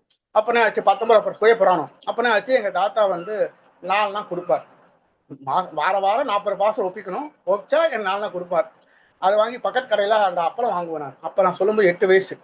இப்ப அப்பளம் சாப்பிடுறேன், அப்ப 8 வயசுல ஆச்சு அதை வச்சு சாப்பிடுவேன். அப்படி சொல்லி கூட அடிச்சுதான் அண்டாரு. எனக்கு மனப்பாடம் பண்ணா எனக்கு பிடிக்காது. எப்ப பார்த்தா மனப்பாடம். அப்பா சொல்லி கொடுத்தது அடையனுக்கு இப்போ உபயோகப்படுது. அன்னைக்கு எல்லாமே 4000 சண்டை ரகசிய கரணங்கள் எல்லாம் எங்க அப்பா தான். இப்ப வாதிகேசரி அழகேதியா இருக்காரு, காஞ்சிபுரத்தில் இருக்காரு. அவர் பூர்வாம்சத்துல அவர்கள் திருவிருத்தமும் ஆச்சாரியமும் சுவாமி அடையனுக்கு ஒரு 2 மணி நேரம் சாதித்தார். அவரு பெரிய வித்வான். இப்போ காஞ்சிபுரத்துல வாதிகேசரி அழகிய மனோஜர் பட்டத்தை இருந்திருக்கு. அவர் பூர்வாம்சத்துல எல்லாமே MA சுவாமியிலே காட்டி கொடுத்தார். அது எனக்கு யாருன்னு தெரியாது. எங்க ஆத்து பக்கத்துல ஒரு மாமா இருந்தார். டேய், நீ கோயில தீபட்டி பிடிச்சிருந்த, நீ இப்ப பார்த்தா மெட்ராஸ் லெக்சரா இருக்குன்ற, இவ்வளவு புக்கு போடுற, MA சுவாமியா கிட்டே போக முடியல, அவர் ஒரு பெரிய ஜாம்பவான், அவருக்குள்ள இந்த போட்டோ பிடிச்சி போஸ்ட் கொடுக்குற இது பண்ற, இதெல்லாம் எப்படி தான் பாரு. எல்லாம் அடையின் குடிசையில் பக்கத்துல இருக்க அருள்மிகு ரங்கநாத சுவாமி, அந்த ரங்கநாதன் திருடைய வாரத்துல அடையின் கைங்கரம் பண்ணிட்டு இருக்கு. 10ஆம் கிளாஸ் படிக்கும் போது நாளைக்கு மேக்ஸ் எக்ஸாம்னா நான் டிவிடி பிடிச்சிருந்தேன். நான் பாஸ் ஆகும் நினைக்கல. ஏதோ எம்பெருமான கிருபை. எது சொல்றேன்னா அந்த உடம்பை நான் அதுக்காக சொன்னேன். அந்த சரணாகதி பண்ணின பிறகு நம்ம எதையுமே நினைக்க கூடாது. அப்புறம் தப்பில் குருவர்களால் தாமரையா நாயகன் ஒப்பில் அடிகள் நமக்கு உள்ளது வைப்பெண்டு தேறி இருப்பார்கள் தேசுபொழில் வைகுண்டத்து தேறி இருப்பார் பணிகைண்டு.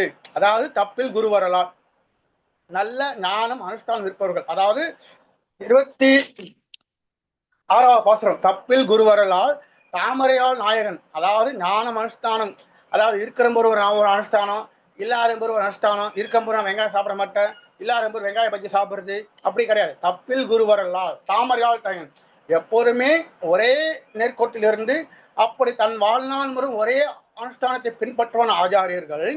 தாமரையால் நாயகன் வைப்பென்று, நமக்கு எது வைப்புனா, நான் டெபாசிட் பண்ணிருக்கேன், எனக்கு அங்கே 10 கோடியில் வீடு இருக்கு, எனக்கு 100 கோடியில் அங்கே இருக்கு, அதெல்லாம் வைப்பு இல்லை.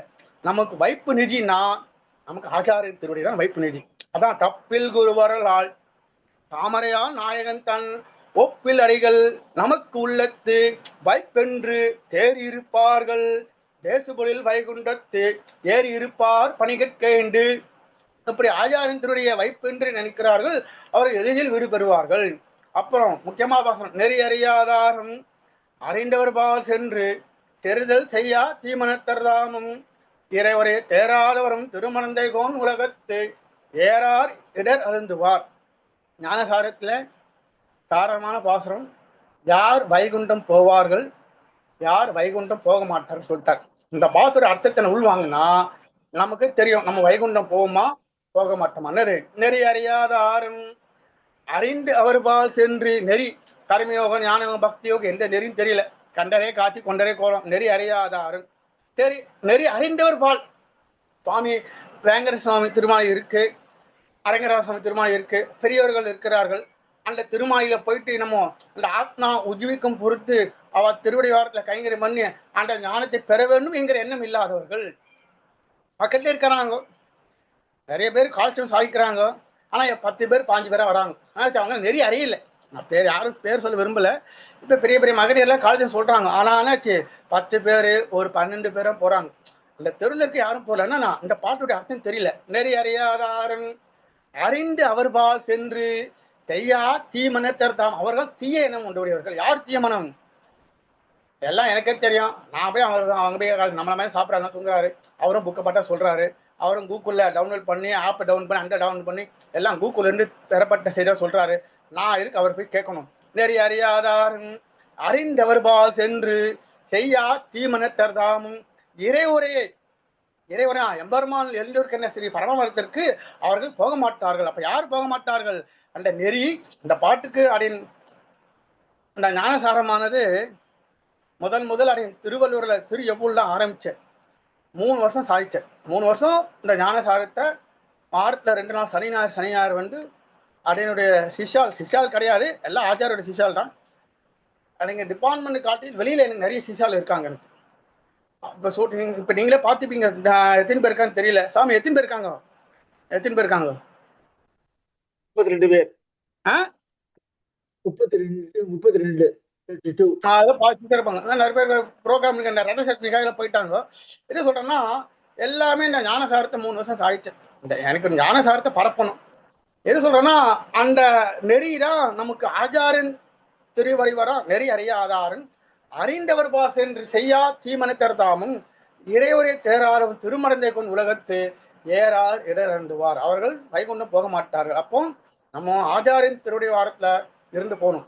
அதுல இந்த சரணாகதி மத்தோர் சாதனமத்தி அரணாகாது அஞ்சனின் செய்ய முறைநடி கட்டியது வேறொரு கயிறு கொண்டு ஆர்ப்பதும் விட்டபடி ஒரு விடம். அதாவது பிரம்மாசுரம் கட்டினா இந்திரஜி அருமனை.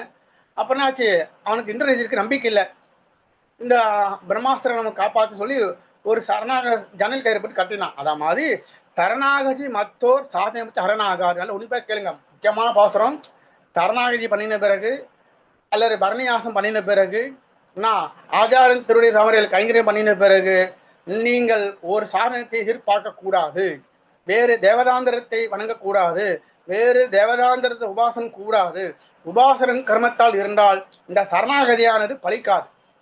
ஏதாவது நீங்க சரணாகதி பண்ணின பிறகு ஏதாவது ஒரு உபாயத்தை நீங்க கை வைத்தாலும் அதை நினைத்தாலும் கூட இந்த சரணாகதியானது பலிக்காது. மீண்டும் பல பிறவிக்கு காரணமாக அமையும். சரணாகதி மத்தோர் சாதம் அரணாகாது. என்ன பண்ணலாம், யானையை வந்து பெரிய சங்கிலியை போட்டு கட்டினாலாம். பெரிய சங்கிலி, அது மரம் பிடிச்ச யானை. பத்தினாச்சா எங்க சாமி சொல்லுவார், அரங்கசாமி எல்லாம் நேரம் பிரம்மாஸ்திரம் என்ன நம்ம இந்த காலத்து கட்டுற மாதிரி பெரிய யானையாச்சு பெரிய சங்கிலி போட்டு கட்டினாலாம். இருந்த நம்பிக்கையில் என்ன பண்ணலாம், பக்கத்துல ஒரு கயிறு, இந்த கண்ட்லி கயிறு, அந்த கயிறு போட்டு கட்டினாலாம். அந்த நம்பிக்கை. அதை மாதிரி நம்ம சரணாகதி பண்ணின பிறகு பரணியாசம் பண்ணின பிறகு அந்த திடமான ஞானம் இல்லையானால் வேறு ஒரு உபாயத்தை நீங்கள் நினைத்தாலும் வேறு ஒரு உபாயத்தை நீங்கள் செய்தாலும் கூட இந்த சரணாகதியானது பலிக்காது. அது பொய்யாகிவிடும். மீண்டும் பல பிறவிக்கு காரணமாக அமையும். ஆகையால் என்னாச்சு, சரணாகதி தான் நமக்கு சாதனம், வேறு ஒரு சாதனம் இல்லையே சொல்லிட்டார். அப்புறம் மந்திரமும் ஈந்த குருவும் அம்மந்திரத்தால் சிந்தனை செய்கின்ற திருமாகாலம் நன்றன் இல்லாது என்றும் அருள் புரிவர் யாவர் அவர் இதரை வென்றுவர் வீடுன்ட்டார். அங்க ஒரு வீடு சொல்லிட்டார், இங்க ஒரு வீடு. என்ன மந்திரமும் ஈண்ட குருவும் அம்மந்திரத்தால் சிந்தனை செய்கின்ற திருமாலும். மந்திரம் திருமந்திரம். அந்த திருமந்திரத்தை உபதேசித்த ஆச்சாரியன், அது பிரதிபாதிக்கப்படுகின்ற வஸ்து ஸ்ரீமன் நாராயணன். அதை நினைக்கணும். அவர்கள் தான் வென்று கடைவர் வீடு. அந்த ஆச்சாரியுடைய சம்சார்கள் தன்னையும் மறந்து ஈஸ்வரனையும் மறந்து ஈஸ்வர் கைங்கர் எல்லோம்ங்கிற எல்லோமின்றிருக்கே. அதை மாதிரி இந்த நம்ம மறந்து கொண்டிருக்கோம். ஆச்சாரியனை மறந்து விட்டோம், எம்பெருமானை மறந்து விட்டோம், எல்லாம் மறந்து விட்டோம். என்ன காரணம்? நம்முடைய பூர்வ கர்மம் வாசனை. அப்படி இருக்காம மந்திரமும் ஈண்ட குருவும் அம்மந்திரத்தால் சிந்தனை செய்கின்ற திருமாலும் நந்தனில்லார் என்றும் அருள் புரிவர் யாவர். அவர் இடரை வென்று கடைவர். எளிதில் மோட்சம் போகலாமா? கீழ் பாசுரத்துல யாரும் மோட்சம் போக மாட்டான்னு சொல்லிட்டாரு. இந்த பாசுரத்தை நீ ஆச்சாரியுடைய திருநாமத்தை மந்திரமும் நாயனார் மூச்சோடு சொல்றாரு. அதாவது பிரேமம் கணக்கு உண்டானால் காரியகரமாவது. அதாவது ஆச்சாரியுடைய நினைவு எப்போதுமே நம்முடைய மனசானது எப்போதுமே ஆச்சாரியுடைய நினைவாக ஓடிட்டு இருக்கணும். ஆச்சாரியன் இல்லையே என்ன பண்ணித்திருப்பாரு, பிரிஞ்சு வந்துட்டுமே அவரு, அப்படி நம்ம நினைவானது எப்போதுமே ஆச்சாரிய நினைவு. இரண்டாவது பாகவத உத்தமர், மூன்றாவது தான் பெருமாள் நினைவு. அந்த மந்திரத்தை சிந்தனை செய்கின்றார். இதெல்லாம் அப்படி யார் இருக்கிறார்களோ அவர்கள் எளிதில் மோட்சம் போவார்கள். சுவாமி டைம் இருக்கா? இன்னொரு பாட்டு சொல்லிடலாமா? ஒரு பாட்டு சொல்லுங்க. ஓகே. எட்டை இரண்ட குருவை இறையன்று என்று விற்றோர் பரவரனை பொட்டன தன் செம்புலுத்தி இரண்டு கை துருத்தி நீர் தூவி அம்புலத்தை பார்த்திருப்பான் அற்ற. இந்த ஞானசாரத்துல 21 பாசத்திலிருந்து இதுவரைக்கும் 40 பாசரத்தும் ஆச்சாரியனுடைய பெருமையை சொல்லி தலை கட்டுகிறார். அதாவது தத்வம் இதம் புருஷார்த்தம். முதல் 10 பாசரத்துல தத்வத்தை சொல்கிறார். 2வது 10 பாசரத்துல இதத்தை சொல்லி கடைசி 20 பாசரத்தை புருஷார்த்தம். புருஷார்த்தம் என்பது நமக்கு மிகப்பெரிய கைங்கரத்திற்கு இடமாக அளிப்பது ஆச்சாரியுடைய திருமாளிகை தான். இந்த ஆச்சாரிய அபிமானமே நமக்கு உத்தாரம் என்று சொல்லி இந்த ஞானசாரத்தை ஆச்சாரியுடைய திருவடிகளில் சமர்ப்பிக்கிறார் அருளாளர் எம்பெருமானார். அதாவது ஞானசாரம் என்று சொல்கிறது ஆச்சாரிய அபிமானம் உத்தாரகம். அதாவது ஆச்சாரியன்னா நமக்கு சமாசிரமன ஆச்சாரியன் முதல் ஆச்சாரியன், அதாவது 2வது ஆச்சாரியன். ஒருவனுக்கு 3 வகையான ஆச்சாரியன் இருக்கார். முதல் ஆச்சாரியன், நேராச்சாரியன், சதாச்சாரியன். முதல் ஆச்சாரியன் என்பது இந்த வைணவ நிலைக்கு யார் கொண்டு வர முதல் ஆச்சாரியன். நேராச்சாரியன் என்பது சமாசனம் பண்ணும் நேராச்சாரியன். சதாச்சாரியன் என்பது திருமந்திரம் தைவம் சரமசுகம் இந்த 3 பொருளுக்கும் அர்த்தத்தை யார் சொல்கிறாரோ அவர் சதாச்சாரியன். அந்த காலத்துல 3மே ஒன்னா இருந்தது. முதல் ஆச்சாரியன், நேராச்சாரியன், சதாச்சாரியன் 3மே ஒரே ஆச்சாரியன். இப்ப நாச்சு இப்ப கிளைகள் மாறிய மாதிரி சமாசனம் ஒருத்தர், அது அர்த்தம் சொல்றது ஒருத்தர், அது கிளைகள் மாறி போச்சு. அந்த காலத்துல எல்லாம் ஒன்னா இருந்தது. அதானாச்சு எட்டை இரண்ட குருவை பரனென்று இழந்து விட்டோர் பரனை. பக்கத்துல ஆச்சாரியன் திருமணம் இருக்கு. அரையாச்சு விட்டு நாங்களாம் போக மாட்டோம். எட்டை இரண்ட குருவை என்னாச்சு பக்கத்துல அருகில் இருக்கார். அங்க போய் திருவடி போய் சுவாமி அதே சாயிங்க. நமக்கு ஏன் ஞானம் வரலன்னா காரணம் என்னன்னா நம்ம யாருமே ஆச்சாரியனுடைய திருமலைக்கு போய் கேள்வி கேட்பதில்லை. கேள்வி கேட்கணும். என்ன கேள்வினா எவ்வளோ சொத்து இருக்கு அந்த கேள்வி இல்லை. சுவாமி எனக்கு இந்த அர்த்த விஷயம் சாரிங்க, எனக்கு அதே சாரிங்க சொல்லி கேட்கணும். அந்த ஆச்சாரியன் திருமாலையில பலகால் சென்று கேட்கதான் ஆச்சாரியன் இவ்வளவு கேட்கறேன்னு சிஷியன் கேட்கறேன்னு அவ சொல்றதுக்கு வாய்ப்பு கிடைக்கும். நம்ம போறதே இல்லையே, எல்லாம் ஆன்லைன்ல கேட்கிறோம். அதான் அவரும் சொல்ல ஆரம்பித்தார்கள். அதான் நேர்ல போய் கேட்கணும். பலகால் சென்று ஆச்சாரியன் திரும்ப தலை எனக்கு இதுக்கெல்லாம் காரணம் யாருன்னா தீரங்க நஷ்டமாச்சாரியா அவர் சொல்லுவார், நீ 2 காலத்தையும் கேட்க ஆரம்பிச்சா நீ வித்வானாக ஆகும் நினைச்சு கேளு. சும்மா கேட்டேன்னு கேட்டா உங்க நினைத்து இருக்காரு. நான் கேட்டேன் சொன்னா அது நினைச்சு கேட்கும் போதே வித்வான் ஆகணும். அந்த எண்ணத்தோடு கேட்க வேண்டும். அவர் சொன்ன வார்த்தை அதை இன்றளவும் கேட்க. அதெல்லாம் பெரிய நான் நேரடியா கேட்டேன். எல்லாமே நேரடியா நான் எப்படி கால்சியம் கேட்டேன்னு அதையுடைய பழையவர்களுக்கு தெரியும். எத்தனை பேருக்கு பாருங்க என்ன தெரியாது யாரும் கால்சியம் கேட்டேன். எப்படி என்னுடைய பாதி வருமானம் ஊபர்லையும் ஓலாலையும் போச்சு. அதை கேட்டா இது பண்ண என்ன சொல்றோம், அவர்கள் பெற்ற ஞானம் அவர்கள் எப்படி பெற்றார்களோ அந்த ஞானத்தை ஒளிவு மறைவுண்டு அடைந்து சாதித்தார்கள். அதான் உண்மையான குரு, உண்மையான சிஷ்யன். நான் உங்களுக்கு சொன்னா அவர்கள் எப்படி சொன்னார்களோ மறைமுகம் இல்லாமல் சொல்லணும், குறைச்சோ கூட்டியோ சொல்லக்கூடாது. அப்படி எட்டை இருந்த குருவை அந்த அதை விட்டு மற்றோர் பரன் வழிபடுதல், கோயிலுக்கு போறது, பாசார் கோயிலுக்கு போறது, அங்க போடுறா வேண்டும் ஆச்சாரியன் திருமாளிகள் நமக்கு உசாத்துறை. அப்படி இருப்பவர்கள் என்னாச்சு, கையில அழகா தண்ணி இருக்கு, ஜலம் இருக்கு, அந்த ஜலத்தை விட்டுட்டு என்னாச்சு, எப்பரா மழை பெய்யும், எப்பரா மழை பெய்யும். அதாவது எட்டை இறந்த குருவை பரனென்று கன்று பெற்றோர் பரனை வழிபடுதல் பொட்டன தன் கைகுறுத்தி தன் குருத்தி நீர்தூவி அம்புதத்தை பார்த்திருப்பான் அற்று. எப்பரா மழை பெய்யும், எப்ப நீர் கையில அழகான ஜலம் தீர்த்து இருக்கு, காவிரி தீர்த்து இருக்கு. அடையன் சரீரத்துல ஓடுறது, தேகத்துல ஓடுறது தாமிரபரணி தீர்த்தம். ஆனா திருநெல்வேலி ஆளால ஒரு செய்தி சொல்லிடுறேன், இடைச்சேர்கள் சொல்றேன். நமக்கு ஒரு நல்ல ஞான புத்திரன் நமக்கு வர வேணும்னா, அந்த காலத்துல பெரியவர்கள் திருமணமானா இப்ப அணிமுன்னா வெளியில போறாங்க. அப்ப திருமணமானா ஆச்சாரியன் திருமாளிகள் பக்கத்துல இருப்பாங்க. அந்த ஆச்சாரியுடைய திருமாளி இருக்கும்போது அவருடைய சுவாசம் பட்டு பிறக்க கொண்ட ஞான புத்திரனா பிறக்கும். வெளியில போகாது. திருமணமான ஆச்சாரியன் திருமாளியில பக்கத்துல வாடகை இருந்து அந்த அவரோட கடாட்சம் அந்த திருவயிற்றுல பட என்னாச்சு, அந்த பிறக்கும் குழந்தையானது ஞான புத்திரனாக பிறக்கும். நான் ஊட்டிக்கு போறேன், கொடைக்கால் போனா அங்கே ஞான புத்திரம் பிறக்காது, எல்லாம் வேற மாதிரி பிறக்கும். ரெண்டாவது திவதேசத்துல இருக்கணும். கல்யாணமானா திவதேசத்துல இருந்து அந்த சீபாதத்தை வாங்கி பிறந்தா அந்த பிறக்கும் குழந்தையானது ஞான புத்திரனாக பிறக்கும். முதல்ல ஆச்சாரியன் திருமாளிகை, ரெண்டாவது திவதேசம், மூணாவது வித்வான்கள் திருமாளியில. எனக்கு தெரிஞ்ச ஒரு 3 வருஷத்துக்கு முன்னாடி பெங்களூர்ல, பேர் சொல்ல விரும்பல, ஒரு பெரிய அவங்க மாட்டு பொண்ணு திருவைக்கின்றா. அப்போ கேபி தேவராஜசாமி அவர் ஆட்டை கூப்பிட்டு ராமாயணம் ரகசிய கிரந்தங்கள் எல்லாம் சொல்லி 1 மாசம் செய்து சொன்னாங்க. ஏன்னா அந்த 1.5 மாசம் கர்ப்பிணியில் நல்ல சத்விஷயங்கள் கேட்கணும்னு சொல்லி ஆசைப்பட்டாங்க. தன்னுடைய மருமகனானது பிறக்கும் குழந்தையானது நல்ல ஞானபுத்திரன். இப்போ குழந்தை அந்த ஞானபுத்திரனா இருக்கு. என்ன காரணம், இப்படிதான் நம்ம சம்பிரதாயம் இருந்தது. சும்மா அங்க போறேன் இங்க போறேன். இந்த ஞான அடையனுக்கு எதுக்கு சொல்றேன்னா, அடையன் திருக்கருங்குடி அந்த நம்பியார் தீர்த்தம் இருக்குது. அடையன் அப்பாவுக்கு 46 பட்டம், பெரிய பேரவாளர் ராமாஞ்சியர் அவருடைய திருவடி சம்பந்தம் அடைய 48 பட்டம். அந்த தாமிரபரணி தீர்த்தம், திருக்குறளுடைய சம்பந்தம், நம்பியாறு, இதெல்லாம் அடையனுக்கு கிடைச்சே தவிர எங்க அப்பா அங்க இருந்தாரு. அது மூலமா எனக்கு அந்த ஞானம் வந்தது. அதால இப்ப திருப்பி யாராவது கல்யாணம் ஆச்சு என்ன பண்ணா அங்க போற இங்க போவாதீங்க.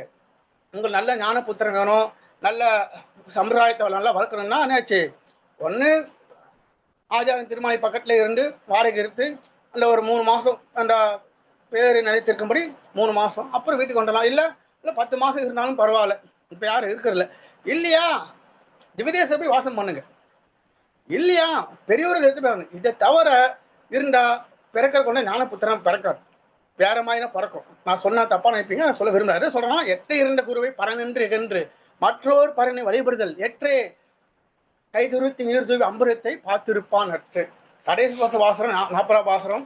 அழகை மலை சவைத்தார் கண்பரடி கண்பர் சொல்லும் அவர் சுருதியாம் நல்லபடியாம் மனநூர் கவரு சரிதை பார்வை செடியார் வினை தொகுத்தி. அதாவது உத்தமமான பாவகர்கள் சொல்லும் விளையாட்டா சொன்னாலும் சொல்ல அந்த சொல்லானது வேதத்திற்கு சமமானது, மனுநூலுக்கு சமமானது. அதால நம்ம ஐதீகத்துல பக்தருடைய வார்த்தை, எம்பார் வார்த்தை, நம்பிலை வார்த்தை என்று பல வார்த்தைகள் இருக்கு. அவர்கள் சொன்ன சொல் தான் நமக்கு வேதத்திற்கு சமமானம், மனுநூல் சமம் சொல்லி இந்த ஞானசாரத்தை கொண்டு முடிக்கிறார். அதாவது இந்த ஞானசாரமானது அவரால் பெருமரமான அவர்கள் செய்த ஞானசாரம் பிரமேயசாரம். இந்த பிரமேயசாரமான திருமந்திரத்துடைய சுருக்க சொல்கிறது. இந்த ஞானசாரத்தினோட முக்கியமான கருத்து நமகா, எதுவுமே என்னுடைய அல்ல என்கிற ஞானம் யாருக்கு இருக்கிறதோ அவர்தான் பரம ஏகாண்டி. அப்படிப்பட்ட நிலை நமக்கு வர வேண்டும் என்று திருவுள்ளம் பற்றி அருளாள பெரும்பெருமானார் நமக்கு 2 கிரந்தங்களை சவிச்சாட்டார். அதை ஏதாவது குற்றமாக தவறாக பேசியிருந்தால் அது அடையினை சாரும்.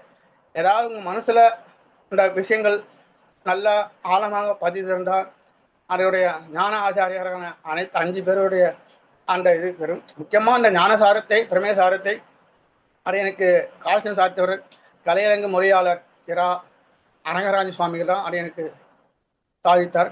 அவர் இடத்துல 42 கிரந்தங்கள் மறுபடியாக கேட்டுக்க. ஏன்னா ஜெகநாதன் சுவாமி ஒரு அப்புறம் தயாநிதி சுவாமி இப்பெல்லாம் அடையாள கொண்டு விடுவாங்க. தயாநிதி சுவாமியே சில ஒரு 3 மாதம் 2 மாதம் அவர் பைக்கில் கொண்டு விடுவார். மயிலாப்பூர் விட்டுருவார். அங்கே நான் பஸ் படிச்சு போவேன்.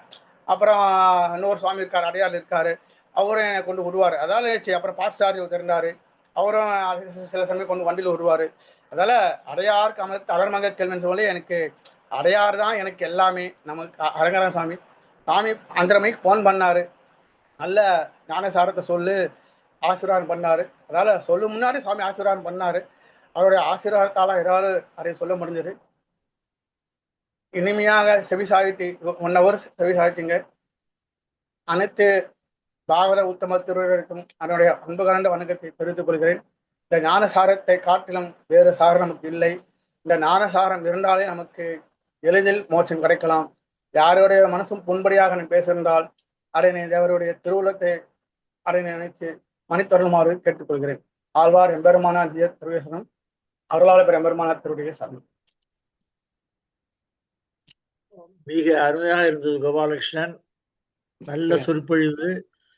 நீங்க தமிழாசிரியரா போனேன்னு கவலைப்பட வேண்டாம். ஏன்னா தமிழுக்கு பல அர்த்தம் கொடுக்குறா. ஒண்ணு அழகு, இன்னொன்னு இனிமை, இன்னொன்னு அமுது அப்படின்னு. இன்னொரு மீனிங் இருக்கு, அது வைணவம். அதனால வைணவத்துறையில் இருக்கிறதுக்கு கிட்டத்தட்ட நீங்க தமிழாசிரியரை தான். அதனால கவலையே பட வேண்டாம். Now I request Mr. T. Venkatesan to propose the vote of thanks. ஏதாவது புரிஞ்சுதா உங்களுக்கு ஞானசாரம்? நன்னா புரிஞ்சுது சுவாமி, ரொம்ப நன்னா புரிஞ்சுது. தேங்க்யூ டீச்சர்ல இருந்து ஸ்பீக்கரா வரல சார். இன்னும் அந்த டீச்சர் மாதிரியே கேட்டு இருக்க, எப்படி இருக்கு எப்படி இருக்குன்னு. இன்னும் அந்த ஸ்பீக்கருக்கு வரல. நீ உத்தாரகம் சபைக்கு நமஸ்காரம். இன்னைக்கு சென்னை பல்கலைக்கழகத்தின் இந்த முன்னாள் மாணவர் சங்க சார்பிலே நடத்தப்பட்ட இந்த சொற்பொழிவிலே நம்முடைய சுவாமி எழுந்தருளி அருளாளப் பெருமாள் எம்பெருமானார் அருளி செய்த ஞானசாரம் என்பது தலைப்பில அற்புதமாக பேசினார் என்று சொன்னால் அது மிகையாகாது. இது ஒரு சின்ன விஷயம் மட்டும் சொல்லிடுறேன்.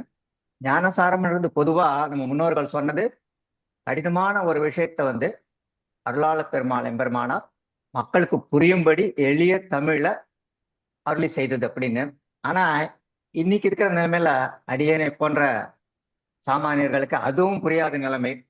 அப்போ நம்ம நிலைமைக்கு இறங்கி நமக்கு இது புரிய வைக்கணுன்ற போது சுவாமி இன்னைக்கு இந்த சபையில எழுந்தருளி எங்க நிலைக்கு இறங்கி எளிய தமிழ்ல மொத்த 40 முடிக்க முடியாட்டாலும் குறிப்பிட்ட சில முக்கியமான பாசுரங்களை எடுத்து விளக்கி புரிய வைத்தார். அதற்காக சுவாமி சன்னதியில ஆத்மார்த்தமான கிருதஜ்ஞங்களை தெரிவித்துக் கொள்கிறேன். 2வது, இன்னைக்கு நிறைய பேர் நம்ம சபைக்கு எழுந்தருளி இந்த சொற்பொழிவை கேட்டிருக்கா.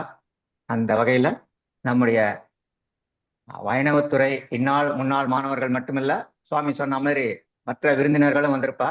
அவ எல்லாருக்கும் என்னுடைய நன்றியறிதலை தெரிவித்துக் கொண்டு கடைசியா நம்முடைய நிகழ்ச்சியை ஒருங்கிணைத்து நன்றாக நடத்தி வரும் வைணவத்துறை முன்னாள் மாணவர் சங்கத்தின் நிர்வாகிகள், குறிப்பா செயலாளர் TKP சுவாமி அவர்களுக்கும் நன்றியை தெரிவித்து மீண்டும் ஒரு முறை சுவாமி அவர்களுக்கு என்னுடைய தனிப்பட்ட முறையில் நன்றி.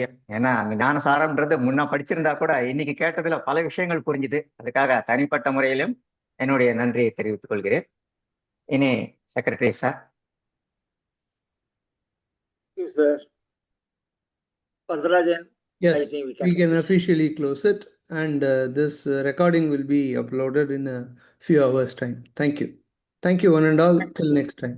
Yeah. Thank you very much, sir.